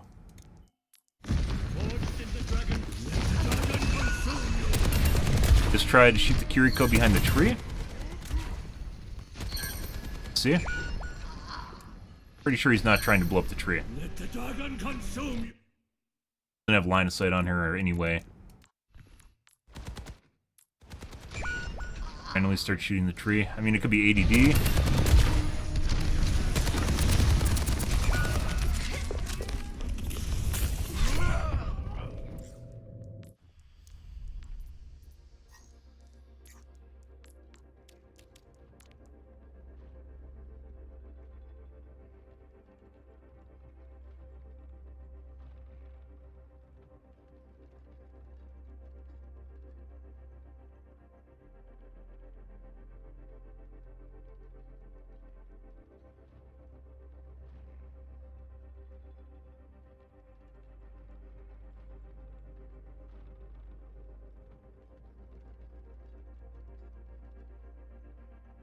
That's very rare. Like, if we go top 500 here, guys, and look at accuracy stats, I don't think his accuracy is going to be all that different either, because they'll usually mess with their stats. There's all different sorts of ways you can mess with your stats in the game.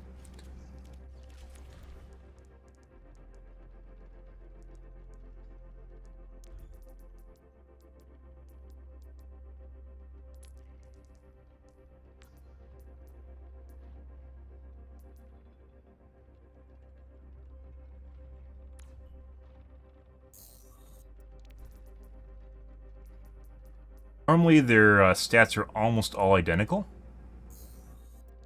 because people will figure out what the stat-based banning basically ends at, and then won't go any further than that. All have very similar stats. Critical hit accuracy 9%, accuracy 44.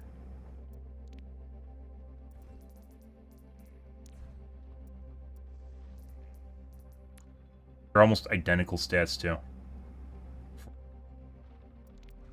Annas are all around 60%.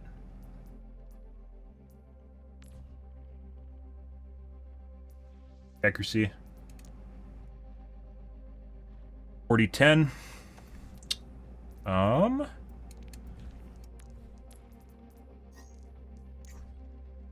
will probably be the same, even though we saw a boatload of headshots in that match.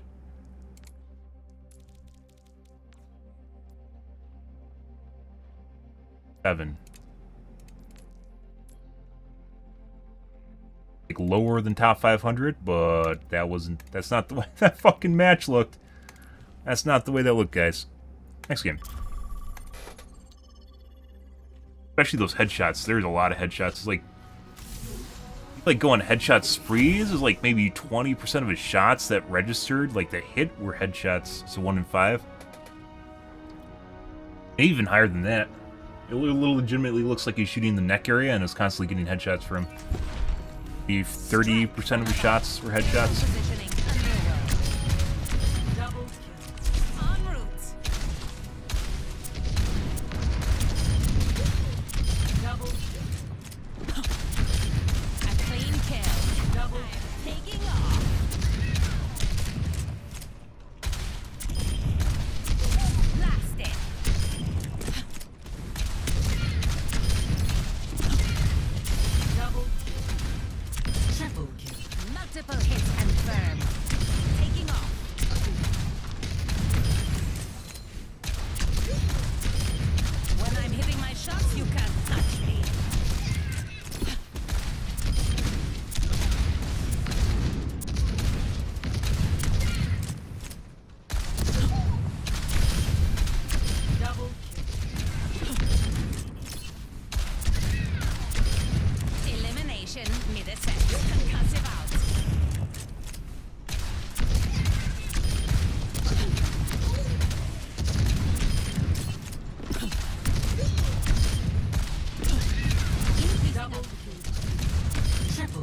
Multiple targets eliminated.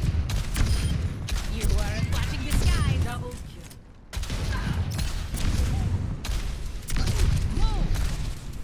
kill. Nope. Going down.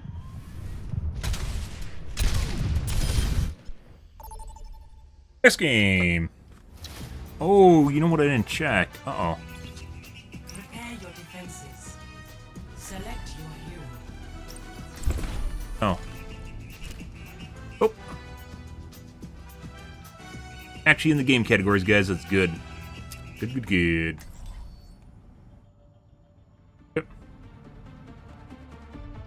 Check. Very important for Discovery. Strike from above. Very important. Right by you. Helping those in need. Aerial positioning underway.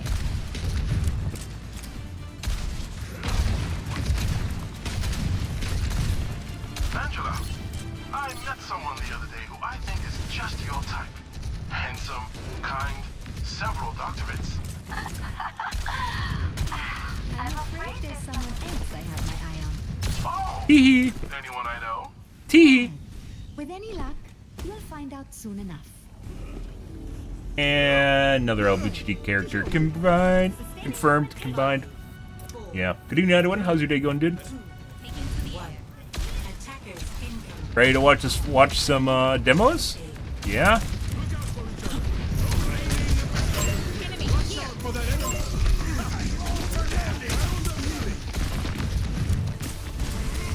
Brings all the boys to the yard. It's totally the demos. Didn't expect her to hit that one. On the move. Enemy over here. Let me see what I can do.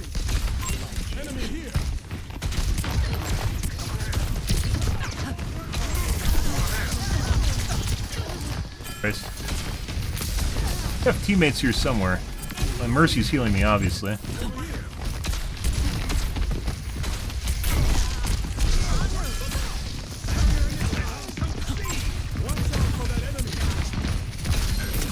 for him to jump again. He'll probably take the bait that we give him space. Up and away.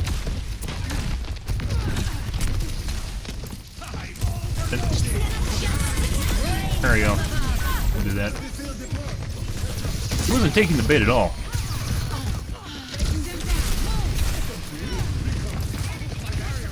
Playing super safe tank. Or I just heard, yeah.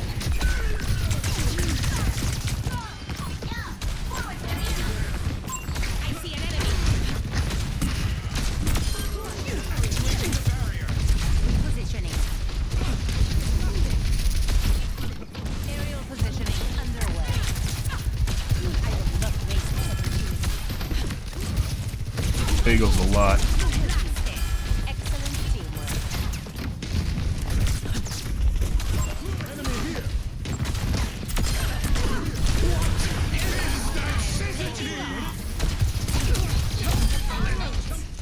Gotta watch that rail is like, what? Half your health? Enemy here. Taking off. Let's give them their Nice medicine. for the assist.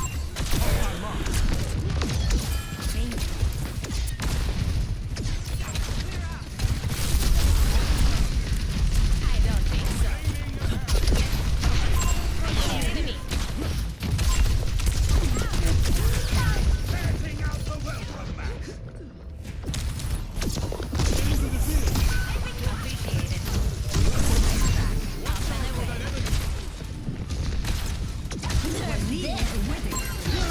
Dead. No. I had to have went backwards inside the building to get away from that. Actually, maybe on top of the platform. I could have went on top of the platform and been fine. Establishing aerial position. Mounting aerial.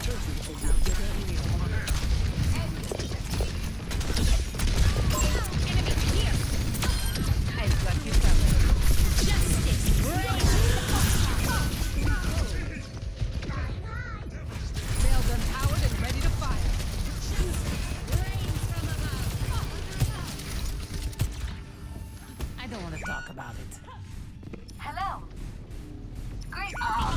I mean, yeah, Mercy.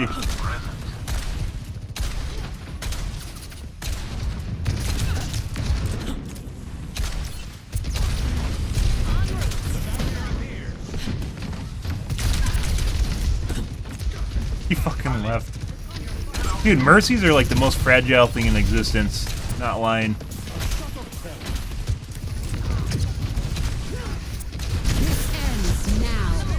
I didn't get behind the wall. There's a door there. I didn't think there's a wall there. This ends now. Confirmed. All systems nominal. And away. Quick play is better than comp. Depends on the time of day you play. Like, I don't want to say I don't want to play comp right now, but it's 4 in the morning where I am, and the player gets smaller, so.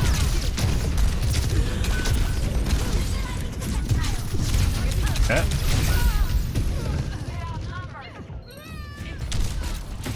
Diving on me? Kinda looking like that's an aimbot. Take a look at the replay. I don't know when he started doing that. You piss people off. Guys, hubris and ego is literally the origin story of almost every single cheater in existence. That and money, if you're talking about Twitch. Money is also a big one.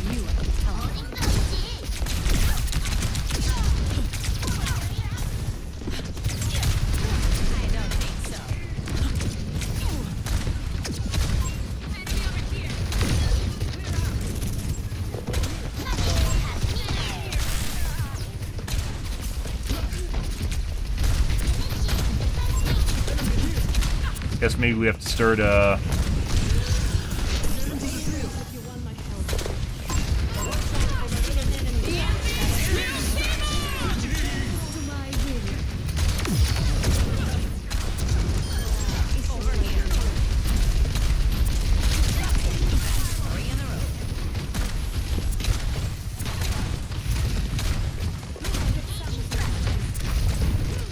There's a fucking diva literally just holding fence matrix on him.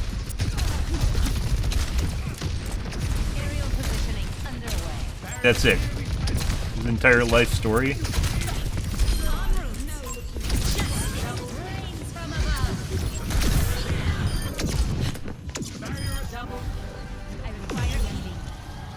Alright.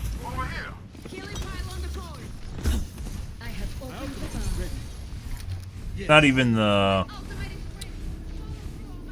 it's not even... What are they doing? Why would you go over there? So they can just walk in there and go to the point. And then we're in a really shit spot. Even though you can do strategy and pushes and different things, I don't know why most people do. Like, the direction and angle you want to hold is oftentimes exactly where the game puts you. Bad time to reload. Good. Also, I'm not exactly sure why... Okay, working properly.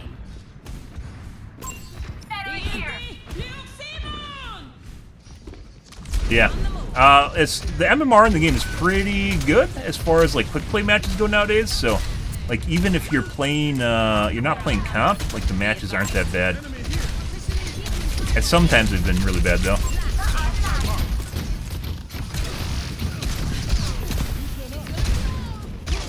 No, that's the other guy.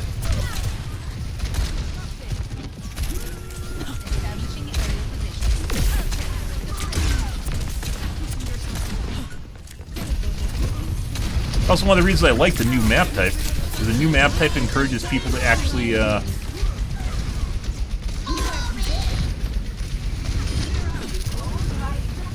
oh, it does do damage to the Symmetra shield. It's very, very rare to break the shield.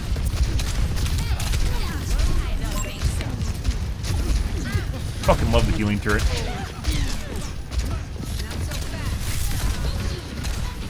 If I can actually manipulate the healing turret to do what I want by placing around it.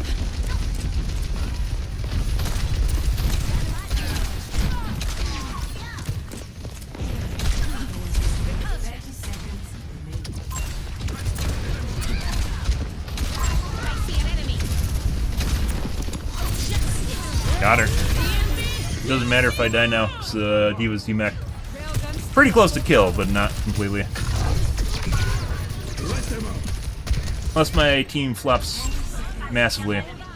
Because our tank's alive and theirs is basically fucked, so... Oh my god, we got her back.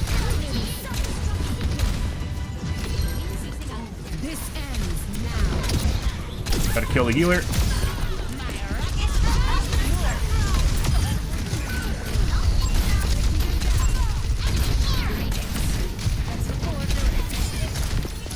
He has to go to the point. Gonna try and kill me too, as bait. So this guy's 100% cheating. Pretty sure. Victory. I don't know when he started doing that. Maybe it was around P1. I'm not exactly sure. But we just saw the kill cam from that, and that was... Yeah, that was quite right. Usually they get super... Like, once again, hubris and ego, when they get butthurt, they get really, really, really fucking aggressive with their cheats, because they know it doesn't matter. Because they'll be able to bulldog you down. Like, this still looks relatively normal. Yeah. And he's missing stuff, so I'm pretty sure he toggled after he got butthurt. Oh, it's a fucking Zim user. Yeah. So he didn't really... Maybe that was controller, and then he switched to Zim? That's interesting. So if you see... Depending on what MMR you're at, guys, if you see... These are cross-platform players. You see them playing a hit scanner, or not a hit scanner, a high skill, like, aim point hero, so any sort of, like, bullet hero, like Sojourn, or Baptiste, Anna, Soldier, Sombra, even. It's almost always as fucking Zim user, more than... Yeah, maybe. Top 500 is almost completely Zims. This is... Take a look at it. Maybe plugged in a Zim. Because you can use a controller or keyboard and mouse with the Zim. Doesn't know that. Ready for battle. You only need it when you need it.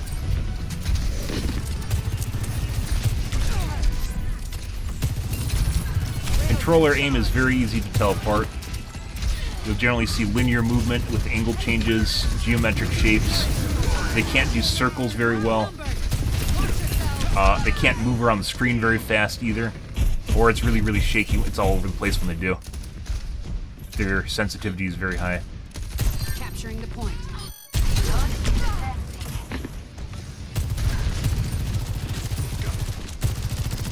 You're falling apart.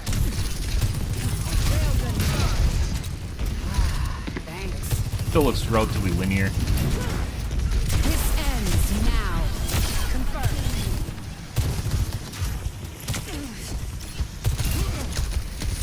Oh, I don't think this is a controller. Recharging.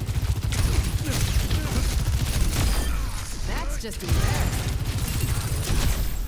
Like, then you have to figure out what is the aim assist and what's the actual aim of the player, too. Maybe. This is where I saw and it looked like he had an aimbot. He definitely... Yeah. There's no fucking way that this wasn't an aimbot when I saw this shit. And it is. It's aim assist, which is the same shit as an aimbot.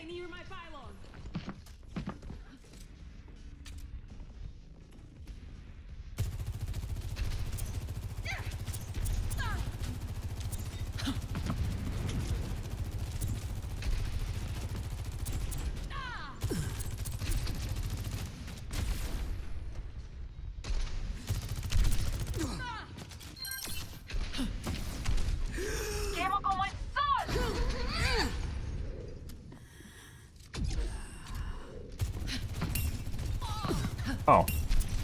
Alara right now could be healing me. Oh, she just started healing me. I'm on fire. Could still be controller. My ultimate Neither is will ready. I. Follow through on my mark.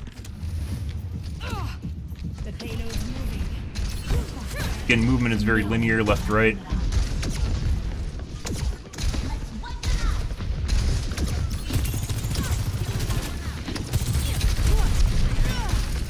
I knew she was on a controller, or I was using aim assist, I would have played this a little bit differently.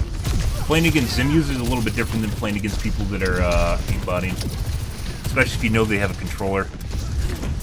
Controllers, generally you can get inside there, like, how fast they can move around. If you do a lot of fast movement, which involves them actually moving around the screen a lot, they can't fucking deal with it. But you can see look at this, parallel linear acceleration, velocity.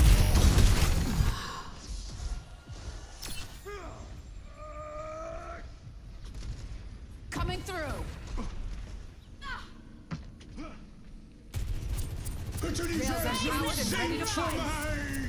Like that's like matching him perfectly while the Sojourn's like jumping backwards and down while he's floating up into the side.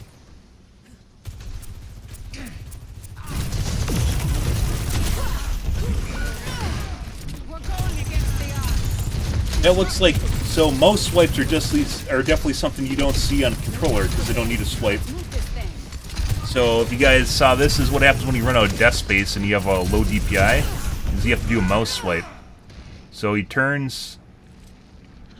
Far. We're going against the odds. Far.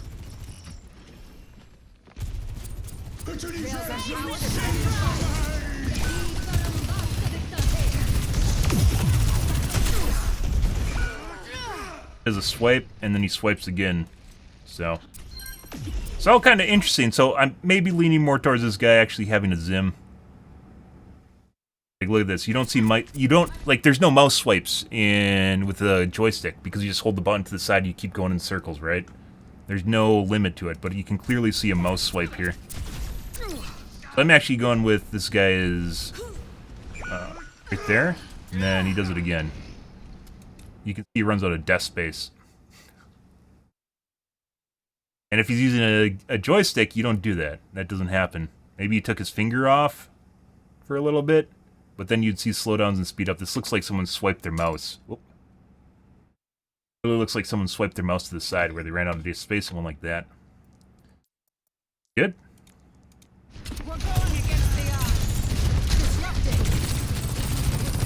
But then he has a weird movement where he barely moves left and right, too. Yeah, I think we're going to go with the mouse. This is Zim. He's just a lazy aimer.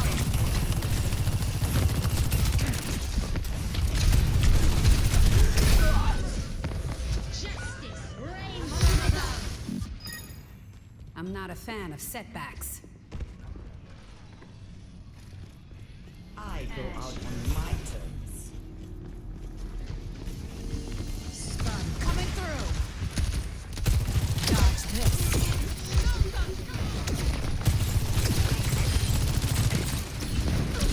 Oh.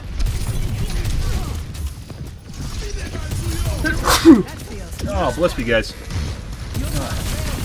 ends now. You're done. Recalculating.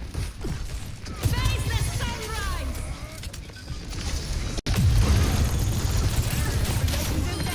Come on, let's use this payload.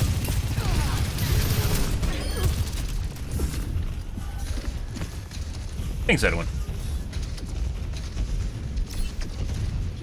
Doing something.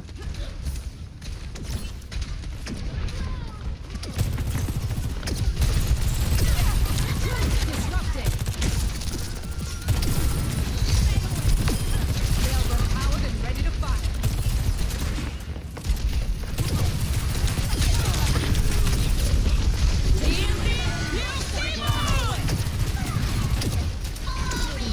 Actually, this might be a... I don't know why it looks like he was swiping with his mouse. Maybe this is actually just a gamepad.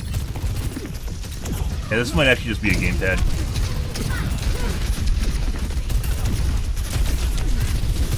Like, if you can imagine a dead zone being on the screen and going left, right, up, down, right on the dead zone, that's basically what it looks like. But then, I guess maybe just let his finger off the joystick. Railgun charged. Nice work, team. Keep it moving. 30 seconds. Last chance. You can see he's barely adjusting his aim too, which once again is what people do when they're using a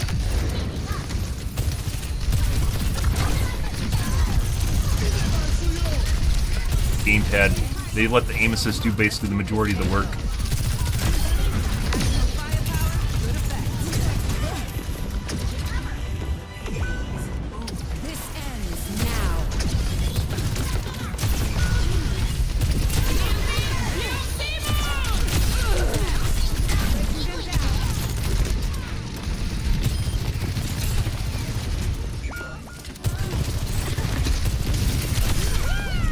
I specifically sat there because I knew he was going to try and challenge that.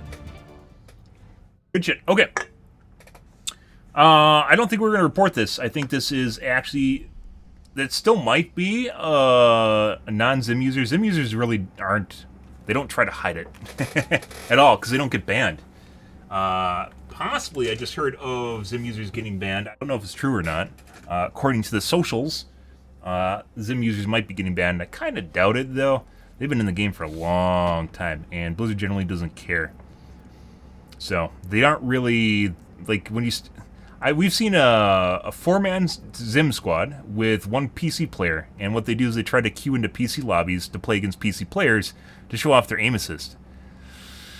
Yeah, and they generally do things like play BAP, play Soldier, anything that gives you a good majority. Hanzo aim assist is actually probably one of the stronger ones too. Like you'll see them playing Hanzos constantly. So I think that's a gamepad, but it might also still be a keyboard and mouse.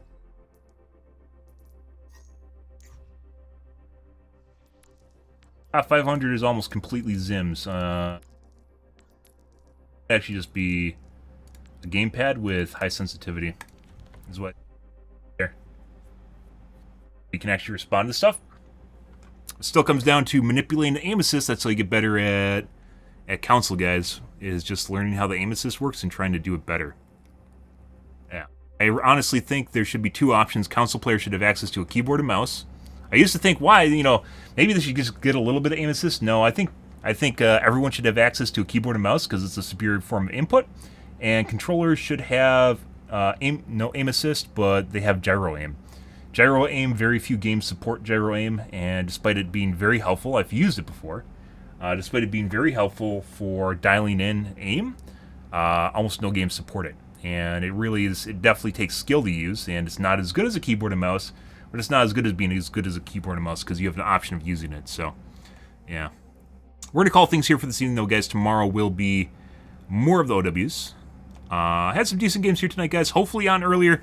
My sleep schedule is literally, my stream schedule, sleep schedule is all going bloop, bloop, bloop, bloop, bloop, like this, and it's fucking everything up. So, yeah. I'm out here for this evening, guys. Tomorrow will be more OWs. If you are new to the stream and you enjoyed the bullshit, enjoyed the fun, you enjoyed the copium/cheater reports, make sure to hit the follow button on your selected platform. I stream to Kick, Facebook, as well as YouTube Live every day from late night to early morning, GMT-6, so about 11 p.m. Central Standard Time to 4 a.m. Give or take, it depends on my life, what's happening, etc., etc., guys. I'm out here for this evening, guys. Tomorrow will be more of the OWs. Alrighty, guys. Anyways, thanks for watching my stream as always, and I hope you guys have a wonderfully fantastic Saturday night and Sunday morning.